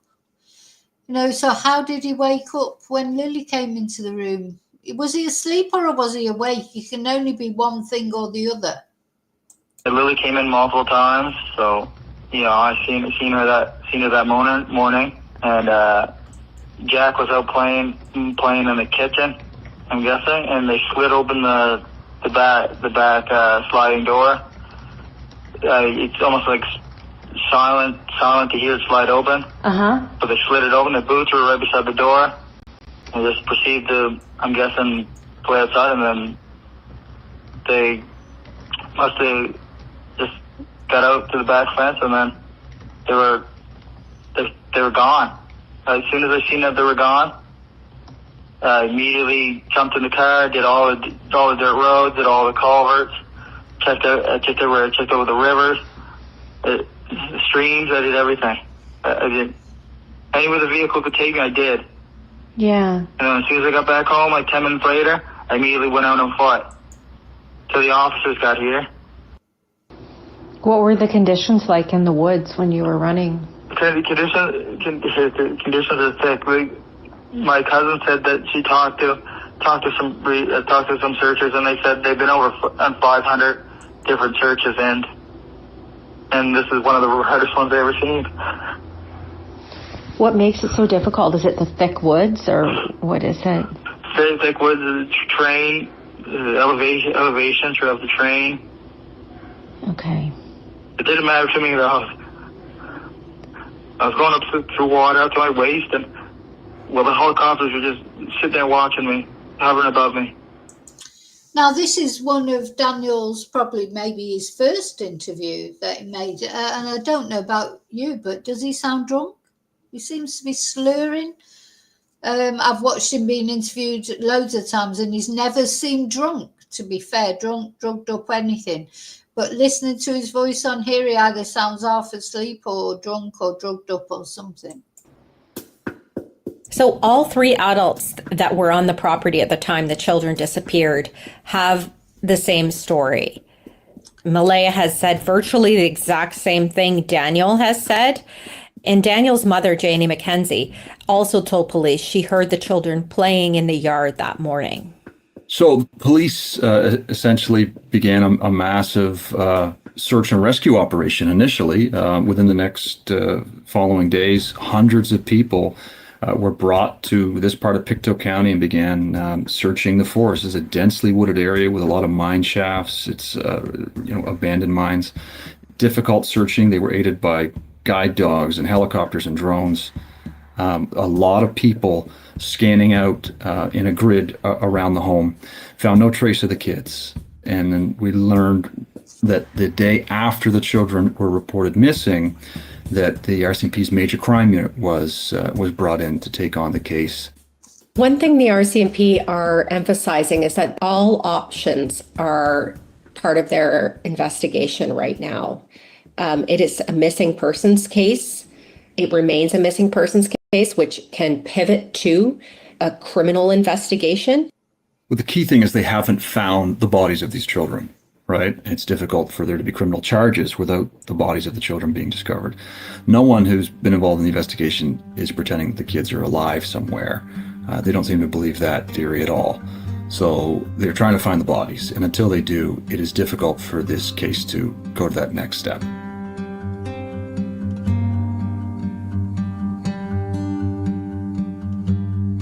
The day after the children went missing, that Saturday of May 3rd, there was an argument at the home between Malaya's family members and some of Daniel's family members. One of Malaya's family members hurled an accusation that Daniel had something to do with the children's disappearance.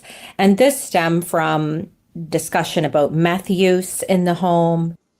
Yeah, now see, I didn't really know this. So apparently there was this big argument between Daniel and Malaya's family, and they were talking about him and this meth use. And he said in that interview with DT the other day that we looked at, it's all a load of rubbish, that there's no meth labs in my home, blah, de, blah, de, blah. Are there though? Is there though? Is what is the truth of it all? I don't know. Literally do not know. Daniel told me about the fight on the first day I met him. And I also learned that his mother, Janie McKenzie, kicked Malaya's family members off the property. After that point, at a briefing, a police update that Daniel and Malaya attended together, Malaya left the briefing in tears. And when Daniel tried to speak to her alone, her mother would not let him. And that there was also an altercation there that resulted in Malaya leaving with her mother, cutting off contact with Daniel, and the two have broken up. She's changed her Facebook status to single, and she has not come back to the community. Yeah, I do think Daniel is a stalker type person. I just feel that from him. Malaya is scared of him. And now let's not forget both of them are very, very young. They have 5 children between them. They're not even 30 yet. I think Malaya is under 25, isn't she? Maybe Daniel as well. Or is he 26? I mean, they're just kids, really. And they've got 5 children between them, and 2 of them have gone missing. It's not good, is it? Been asking him questions about these allegations of drug use. And he responds essentially saying, look, he's got nothing to hide. He acknowledges he's done meth and other drugs in the past, but he doesn't struggle with them. And the way he explained it to us was he was attending Narcotics Anonymous essentially to clear his name. What do you make of all of the speculation that's going on? So many people are waiting. Well, I can already tell you the drug party is absolute bullshit. Yep. And I even asked the RCMP, give me drug tests. I asked CPS, give me drug tests. Yep. They said, no, it's not a concern. We're not going to do that. I even go to Narcotics Anonymous. Okay. I do everything. Like I go to 3 times a week just to clear the air for all that bullshit. I mean, even when it comes down to Jack and Lily, I'm the only one from both sides of the family that is actually doing anything. I'm doing media all the time. They probably refuse to do media with you guys, I'm guessing. Yeah, they're not talking. Yeah, they won't do anybody. We learned through our reporting that Nova Scotia's Child Protection Office had been contacted by the kids' school out of concern about the way they were showing up at school. We don't know the specific details of what the concern was that prompted that call, but we do know that. Yeah, you see, this is a worry. There had been concerns from the Child Protection Service, etc. There had been concerns about the way the children were at school. That caused a child protection worker to go to the children's house and interview their parents. And this was in the months before their disappearance.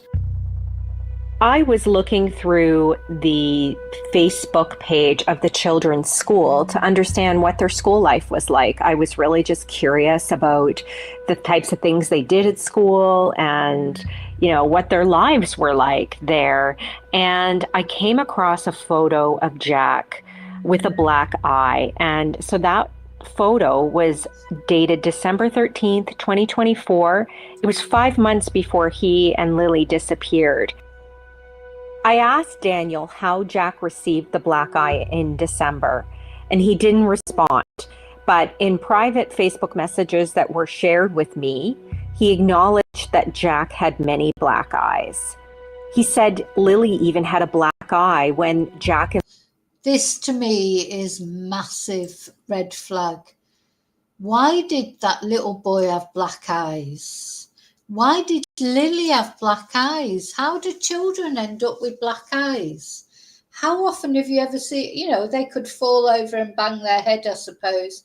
In that interview we listened to with DT, Daniel said that Jack had walked into a doorknob or whatever, but it's too short. It's too small to walk into a doorknob, surely. Anyway, it's rubbish anyway. And that might explain one, but multiple black eyes. And Lilly had black eyes. And of course, Daniel said it was Lilly who'd given Jack the black eyes. That is to me massive, massive red flag. When your children have got black eye after black eye, I mean, some children are accident prone, I know that. My son wasn't, but I've got a nephew who was, and also his child was just exactly the same, and they did have their they had their child down at the hospital many times, and in the end the hospital did take them to one side and say, look, we're concerned about all these bangs. There weren't black eyes, it was bangs on his head because he was always falling. He had no filter, like, if there was a step there he'd just go flying over it. He wasn't cautious at all. But these were times because they'd taken their child to the hospital. These children had not been taken to the A&E or whatever. This is the school expressing concern about them, which is worrying, isn't it? So it's that, the black eyes are a massive red flag for me. Massive. Children don't easily get black eyes, or certainly not multiple ones. Lilly disappeared from an incident that happened on May 1st, the day before the children went missing. He said a Tonka truck that she pushed down on swung up and hit her in the face. We know that Scott Armstrong, Nova Scotia's minister responsible for child welfare, has looked into this case. He will not discuss the specifics of it, but he says he's cooperating with the police, and if there will be a time when we can question how the system. Oh, Celia, none of your chat messages have been deleted. Well, not by me anyway. Sometimes YouTube does remove messages, but it's only, there may be words in there. I don't know. None of it, as far as I can see. But of course, I wouldn't know which ones have been deleted because they'll have been deleted. But definitely not by me, Celia. All your messages are there. Look, these are the last few messages from you, Celia. If you let me know which one you think's been deleted, I can see if it's gone into hidden comments. But 100%, they've not been deleted by me. But be aware that YouTube does sometimes take messages off. People complain about it all the time. And then I get into trouble because people think if I've deleted responded, a message, he I'll will tell you. discuss that publicly. But he said for now he wants to focus on getting a resolution and finding these kids. But there's a lot of questions about how the system may or may not have missed warning signs around the home life of these children. And we do know Nova Scotia is one of the few provinces in Canada that does not have a child and youth advocate.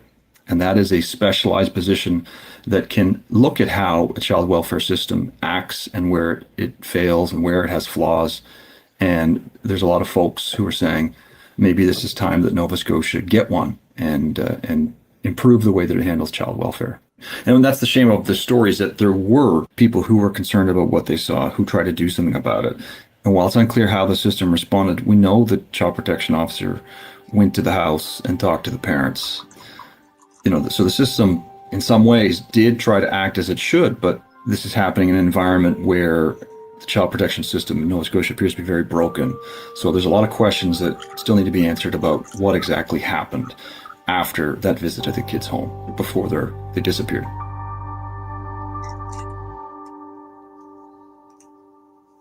Well, 4.5 months later after Jack and Lilly disappeared, the country is baffled, and frankly, the online community is obsessed with what happened to Jack and Lilly. There are so many conspiracy theories. There are a lot of theories as well, based on some of the facts, some of the interviews that have been out there. And all of it has just led to this voracious demand in the face of what really is a vacuum of information from police in the case.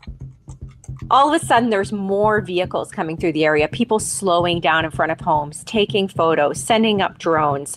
For the people in the community, it's become unnerving in other ways.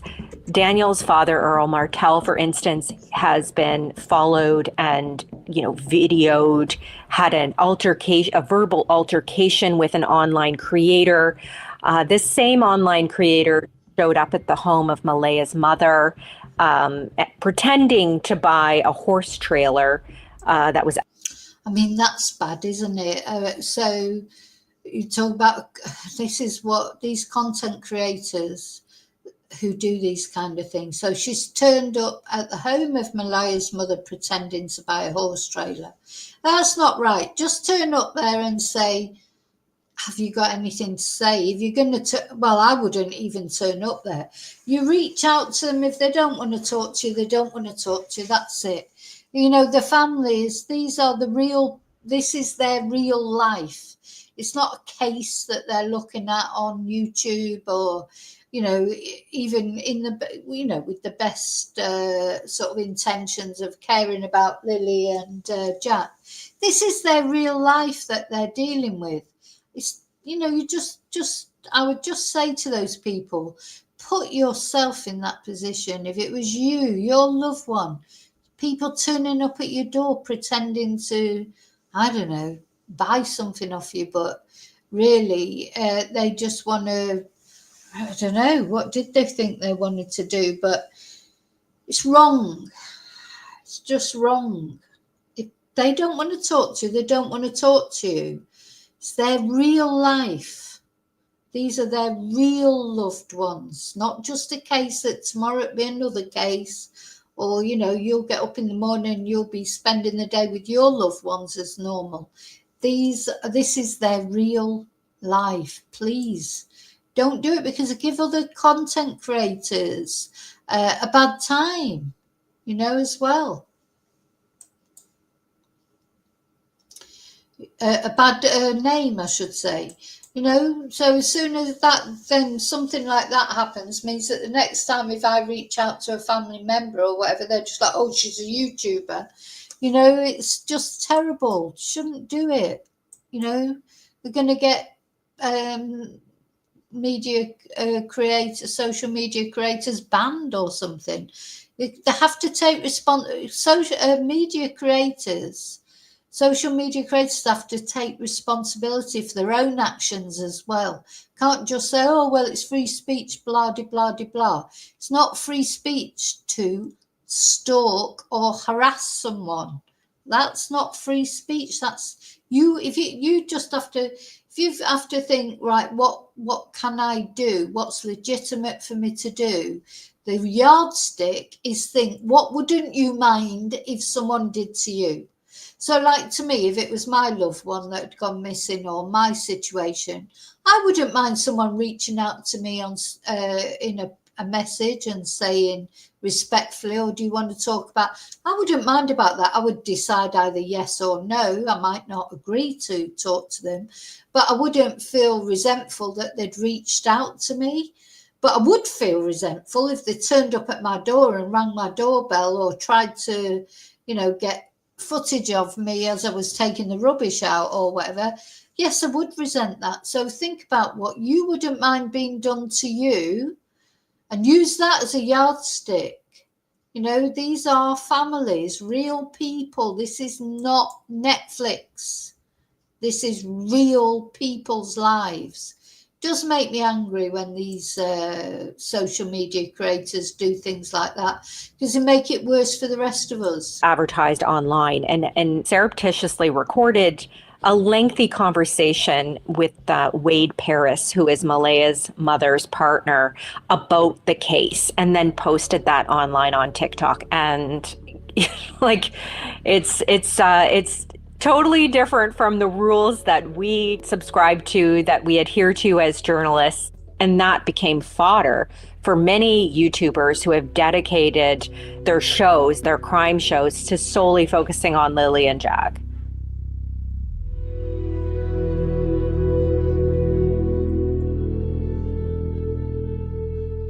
So people are very cagey of the media and outsiders driving around looking at, the so-called crime scene or, the scene of where the children went missing, and it's created a lot of suspicion in the area. It jeopardizes the investigation, right? People have already made up their minds. Yeah, I know. What is that like? Well, I get messages every day. People still call me child killer. You killed the children, where are the bodies? I get that every day. I can show you guys, and it's absolutely disturbing what people say. People are sending you Facebook messages? Yeah, constantly. I'm sorry, Dan. Constantly. I just ignore them. What do you want those people to know? Those folks who are reaching out to you? Are these strangers? Are these people that know you? No, they're all strangers from all over the world. It's really? Worldwide, yeah. And just sending you a message on Facebook saying? Yeah, because I always keep my messages open so anyone can message me. That's why it takes me so long to get back to everybody, because I have hundreds and hundreds of messages. And it's complicated for things for us, right? Trying to do actual reporting on the ground.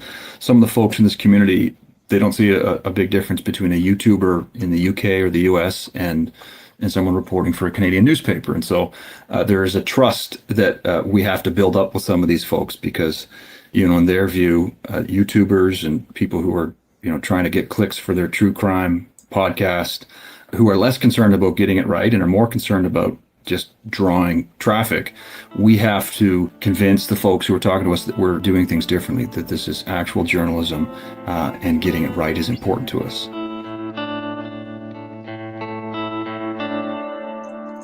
We'll be right back.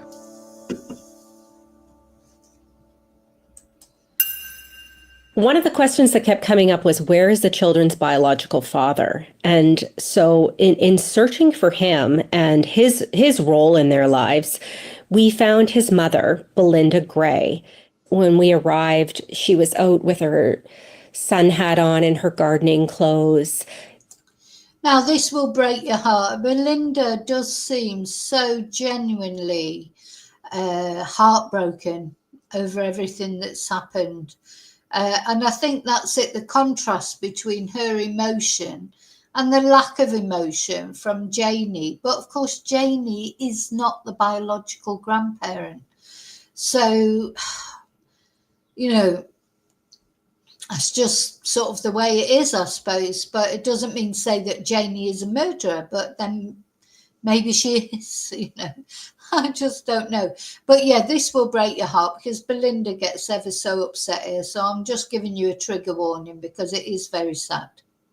It's very, very sad. And that's what she does all day to help take her mind off her missing grandchildren. And as soon as she saw us and I introduced myself, just tears came to her eyes. Like she knew what we were there for.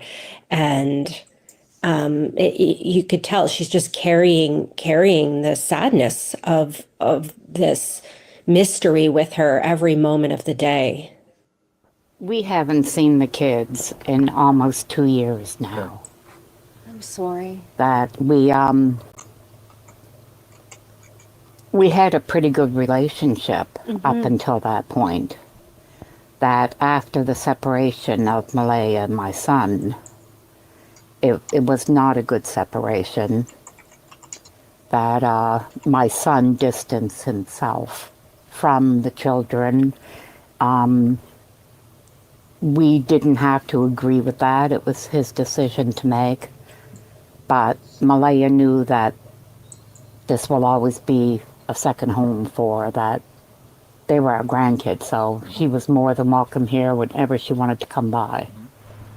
What do you remember about the kids? Like, how do we describe them to people who never met them? They're lively little ones that Lily is full of life.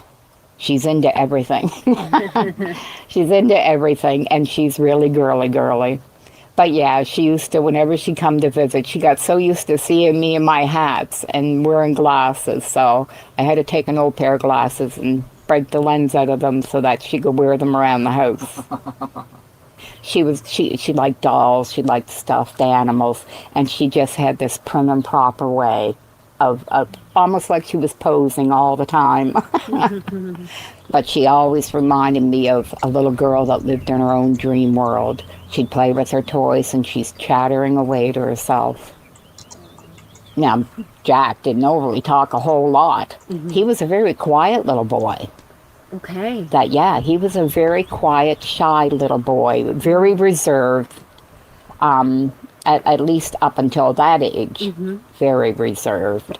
But he quietly played with the toys, and he liked the stuffed animals. He played with them, and he loved the toy horse I had there for them. How did you hear that they had gone missing? We were in Halifax when we got the news.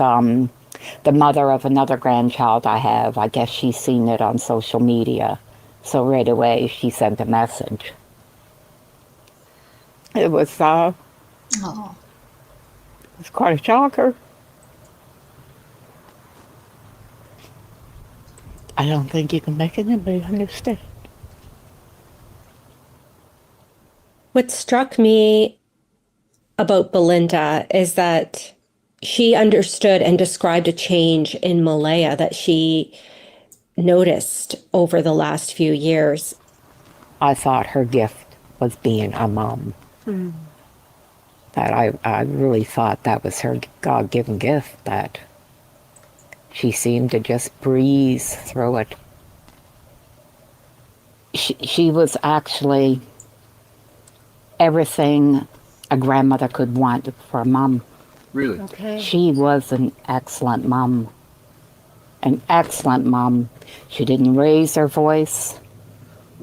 She had more patience than I had as a mom. Wow. And so, what do you think happened? Things started to change when she met Daniel. Yeah. Okay. That she had told us about meeting him, and that she did believe it was going somewhere, so I was happy for her. And I told her, well, as long as he makes her happy, because kids are happy if mom's happy. Yeah. And we kept in communication that the kids' birthdays and Christmas, that she was staying with her grandmother at that time in Truro. Yeah. So we would go there to drop off the kids' birthday gifts or Christmas gifts and visit with them. Then we noticed that it started to change a bit. And what kind of change did you notice in her? She started to get distance. That the last visit she had them here, that was in the summer before Jack's birthday, so that... Well, that's a sure sign of domestic abuse, isn't it? Coercive control. She started to get distant. I think drugs are heavily involved in this case. I remember what she may say it in this interview, but definitely she said she was surprised when she went there, the state of the place. You know, people who live in that sort of, you know, horrible, you know, if you saw the place, you know, it's normally related to drugs, isn't it? When they just don't care about their environment. And she said, this grandma Belinda said that when she went to the homestead place, she couldn't believe, because she remembered Malaya as being a very, you know, very sort of house conscious, cleanliness conscious mum. And I think Malaya, personally, the more, whatever, I'm not saying Daniel had anything to do with Jack and Lilly. Maybe he did, maybe he didn't. I have no idea. But one thing I do feel 100% certain of, Daniel is a coercive controller, and Malaya was under his spell one way or another. And that, I'm not, you know, it's her own fault in a lot of ways. You know, but these sort of things don't happen overnight. I think he was controlling. He probably tried to isolate her from her family.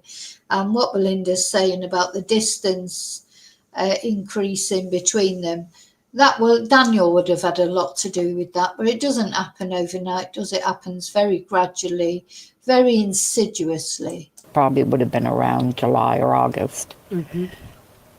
She did make the comment that it bothered Daniel coming to visit us. Yeah, I bet. That he assumed that she was coming so she could run into Cody. And I thought, well, I mean, they're only young, so we made it clear that, look, if he's got a problem, bring him too. Do you think that the reason why you haven't seen them in the last 2 years is because of that? I do feel it's because... Yeah, because Daniel wouldn't have liked Malaya to go there, and she might bump into her ex-partner, the father of Lilly and Jack. He won't have liked that, will he? He didn't like those children. I don't feel that he did. I don't feel from Daniel or his mum any love towards Lilly and Jack. Doesn't mean to say they murdered them, but I just don't feel it. You know, because at the end of the day, when you have, you know, they had summer between them, meadow between them, but every day that he's looking at Lilly and Jack, he's reminded that Malaya has had another relationship before that she's had 2 children with. Because of him, I do. I mean, she was coming all the time up until she got with him. And then when she drove to the home the day after the children went missing to help look for them, she was flabbergasted at the state of the home. Yeah. Malaya appeared totally different to her than she had previously. She wondered what happened in those 2 years. I was blown away when I found out where they lived. Why? What is it about that area? Well, we passed a few times in the last couple of years. And I actually remember seeing the mobile home. And I remember thinking that, my God, they should at least clean the yard up a bit. I'm awful critical of things. It's a shame, but I am. Well, it's okay. My philosophy has always been a person can be poor because I don't have money, that I am on the poor side of life. But you fix up what you got. You keep clean what you got. That's just been, so I had no idea. And I made a comment about the trailer twice when we had passed. So Saturday. That's true, isn't it? You don't have to have a lot, but you make the best of what you've got. You know, you're lucky if you've got, you know, I'd be quite happy to live in a trailer, to be honest. There's, you know, it'd probably take less time to clean it than my house does. You know, it's not about where you live. You make the best of what you've got. Plant your little flowers, or, you know, we could see from Belinda's house, She looks after her garden. You'd be thrilled to have a garden, wouldn't you? It's not about, having a massive house and this, that, and the other. It's just about looking after your environment, because you have to live in it at the end of the day. And it's strange that she was shocked not only by Malaya, but the place where she was living. Me and some of my family members took a trip out Saturday to do some searching. And then Monday we had the four-wheeler and we started doing the trails. And we took the trails all up through the pipelines and the power lines that we checked all the trails. And the ribbons were everywhere, that the searchers were all up through the area. The ribbons that you couldn't go within 4 feet without seeing ribbons throughout the woods everywhere. That I did know they were well searched. I still had hope that maybe they were lost in the woods. Then when we come back to the trailer and the cousin met me out in the yard, Daniel's cousin. Okay. She met me in the driveway and I asked where Malaya was. And she told me Malaya wasn't there. And it hit me like a ton of bricks. What was it about that? If she could leave, then to me she knew her kids weren't coming back. Because I know I couldn't leave. I wanted to sleep in my car there. Oh, exactly. That, when Belinda says that, I just think that's exactly how I feel about it. She's saying that when Melinda left, she felt that she knew the kids weren't coming back because, sorry, not Melinda, Malaya. How could she leave? How? And I agree 100%. She said she would sleep in the car there. I would have slept in the car there if I didn't want to be around Daniel.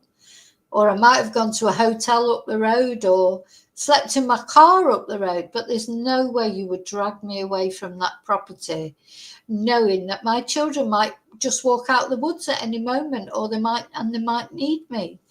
That's what makes you think Malaya does know the children aren't coming back. But why would she know the children weren't coming back?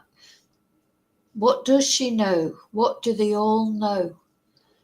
Those children are not coming back. Unfortunately, I agree they're not. But where they are, I have no idea. So I wanted to go home then because to me that answered my question, that she knew they weren't coming back. The longer this goes on, Glenda, how worried are you we may not get answers? That leaves me sick to my stomach. I don't believe my grandchildren are alive. I have resigned myself to that one. So we've got the step-grandma, Janie, saying, oh yeah, I think they're definitely alive. And we've got poor Belinda saying, I don't think they are. But to not get answers, it's like, no. There's answers out there. 2 kids just don't disappear. Don't, no. Where are they? I'm so afraid that people will stop talking about it and they'll forget them. No, we won't. Definitely won't forget about them.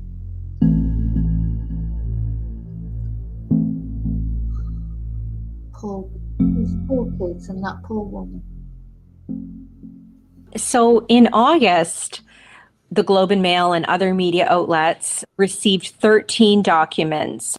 Whenever police need to, get a warrant or make a records request access, they have to get an authorization from a judge.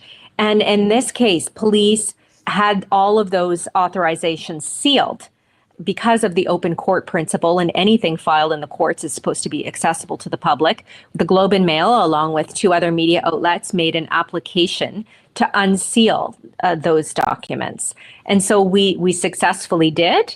Some of the information is redacted, but there is quite a bit there. And the records requests were to request parents' bank records, cell phone information, video surveillance from companies to corroborate information that they had already given police.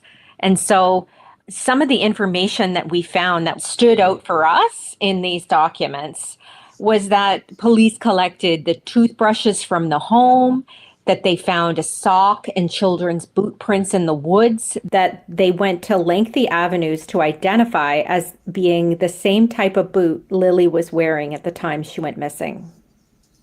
The documents also showed that Malaya and Daniel's polygraph tests were found to have been truthful, and that at that time, police did not believe Lilly and Jack's disappearance was a criminal act.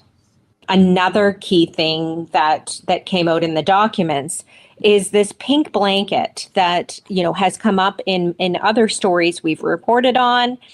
And the key thing about this pink blanket is that it was found a kilometer from the trailer where Jack and Lilly disappeared from, and it's perhaps the only physical clue in the case.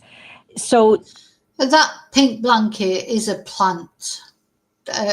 Daniel said it was, or he said the police said it was. I think it is a plant. Are we supposed to believe that somebody went to that remote property and went through the bins and went into a bin bag? I tell you what, you don't want to go in my bin bags. God knows what you find there. If you'd be in my bin bags this morning, you found a load of dog poo from where I've cleared up the dogs. So, one, why was Lily's blanket in the black bin bag anyway? And two, who would go to a remote property like that? What would they find in the rubbish? Come on. Nothing. So it's ridiculous. I think the blanket is a complete plant. I do think it is. Just who planted it? What's interesting is that Malaya's sister found this blanket along with 2 other family members the day the children were reported missing in the afternoon. And Daniel originally said that blanket was not Lily's. Malaya said the blanket was Lily's. Then Daniel suggested that the people who found the blanket planted it. So I spoke with Malaya's sister, Haley Ferdinand, who found the blanket, and she denies having planted anything. We most certainly did not. And that's on everything I have, the person I am. I would not do that in the midst of to obstruct a case for missing children, regardless if they're related to me or not. I would never. So why do you think Daniel is suggesting that you planted it? He told that to me as well. Probably because I was the one that was hot on his ass the whole time we were there. Okay. And he didn't like me from the get-go when I got there because he would not speak to any of Malaya's family when we showed up to help the search for Lilly and Jack. He'd put his head down. He would ignore us. He would walk away from us. He wouldn't engage in conversation, and I kept at him. I was there for Jack and Lilly, and I'm still here for Jack and Lilly. We're not sure what all of this means, but it's very interesting information and perhaps the only physical clue that the public knows about at this point. And that blanket, police have told us, has been sent for forensic testing. Yeah. And Daniel said the police told him it was a plant. Oh gosh, I've not just gone back and forth to the community, but I've gone to many other parts of the province where people that are related to these children live. And sometimes that's just a door-knocking mission that may or may not pan out. And that's one of the challenges with these stories. You can't force people to talk. We were able to find Malaya's father. So this is the grandfather of Jack and Lilly. We found him through an address we obtained from a parking ticket he had in Halifax, right? And got an address outside of Sabanakati First Nation, and went and knocked on his door, and he was happy to talk. I didn't hear about this. It happened on a Friday. I didn't hear nothing until like a Sunday. Oh, jeez. Yeah, I was really upset. Have you been in it? Like, if the police come and asked? Nope. Nothing. Never asked me anything. What do you remember about the kids? Kids, they were happy. Yeah. Very happy. Yeah? Yes, every time I seen them. They always lived at their grandmother's in Truro. I got you, okay. Yeah, well, at their great-grandmother's. Yep. Yeah. Yep. At Patty Carter's. That's where I used to go visit. Okay. Yeah. What? Until this guy moved him away, and that was the last time I seen him. And so he took us to his mother's house, Connie Brooks, in Indian Brook. It's part of Spaganagity First Nation. So we went to her home and we saw family photos all over the wall, some of Lilly and Jack, some of Malaya as a child. Yeah. When's the last time that you got to see Lilly and Jack? I seen Lilly last year when she brought her up here. Yes, the last time I seen Lilly. Okay. Yeah, that's when they took them pictures. Okay. Yeah. Okay. Did Lilly and Jack ever learn anything about their Mi'kmaq heritage? No, because they lived after we served. Okay. They didn't really come up occasionally, you know what I mean? She brings them up and visit. Yeah. She brought them up, and did you show them anything? Yeah, we showed them everything, and then, you know. And Connie Brooks told us some interesting information. Malaya had been there to get her status card updated, so she is a member of the First Nation. And she visited her grandmother and other relatives, and her grandmother asked her about her relationship with Daniel Martell. But I asked her, did he hurt you? She didn't really say he hurt her, but he held her down. He held her down and took her phone on her, and she couldn't talk. She couldn't allowed to use the phone. Yeah, I mean, we can't remove that. The kids, they have Indigenous heritage, and they're on their mother's side. Their grandfather is a member of the Mi'kmaq community.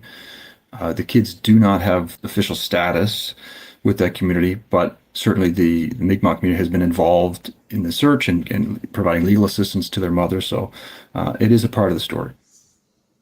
I do see the case as connected to missing and murdered Indigenous women and children because, well, for one, Malaya's father brought that very issue up to us and was wearing an orange shirt to raise awareness about missing children. And yeah, so it's important to remember that Malaya is Indigenous, and so by their birthright, they are Indigenous as well. Whether that's got any relevance to the case, I don't know.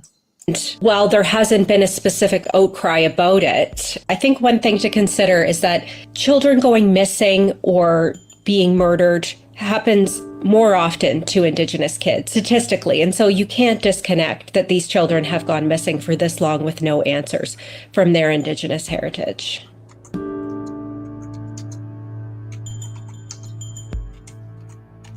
We know there's still an effort to get more tips from the public. The province offered up to $150,000 as a reward for information that could help police in this case. And that's part of a provincial program designed to kind of get tips for some of the cold cases that are, some of them very historical in Nova Scotia. Police say, though, they have received hundreds of tips already, and they've interviewed dozens and dozens of people. I mean, they are getting information, but so far, the kids still remain missing, and nothing has been able to be that breakthrough piece that they really need. We are still very much on this case. The school year has started back up. The children are not in their seats on the school bus. They're not in the classrooms with their peers. There's still a lot of questions, and Greg and I plan to continue pressing for answers.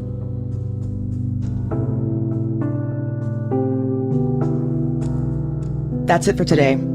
I'm Cheryl Sutherland. Okay. Kasia Mihailovich produced this episode. Anyway, I thought that was a very interesting podcast to listen to. Just completely confused about this case, though. I can't say that it's any... I just wanted to sort of do a bit of a deep dive, a bit of a sort of listen to different things about this case, because this case is driving me absolutely bonkers. All cases do, at the end of the day, reporting on true crime, it does mess about a bit with your mental health. But this one particularly, you know, and as much as I always try and avoid doing children's cases, I always end up doing them. But, you know, how can you not report on this case? These two, I just think it's strange. 2 children at once don't normally disappear. So I really, something's happened to these children. I don't know what, but it's either somebody's done something to them or they've had an accident there local to their home. But we'll carry on looking at this case. I want to thank you all for just being here and sort of, you know, caring about them, but also letting me, you know, giving me your insights on it and letting me sort of waffle on about my insights. I feel like looking back at the police interview that was done, I feel like that policeman, I feel like they know quite a lot more probably, and maybe that'll all come out in the wash shortly, hopefully. But yeah, I don't feel like these children are alive, which is very sad. I hope they are. But unfortunately, it doesn't feel like that. So, okay, thank you. Have a great day. I'll see you really soon, as always, in the next video. And until then, may your God go with you. Bye. Oh, look, as soon as I start saying that, oh, the big dog comes over. She's like, she knows that when I say, may your God go with you, I'm nearly finished. She's like, oh, good, give me a bit of attention. Oh, you're so beautiful, aren't you? Okay. Sorry, I was setting up.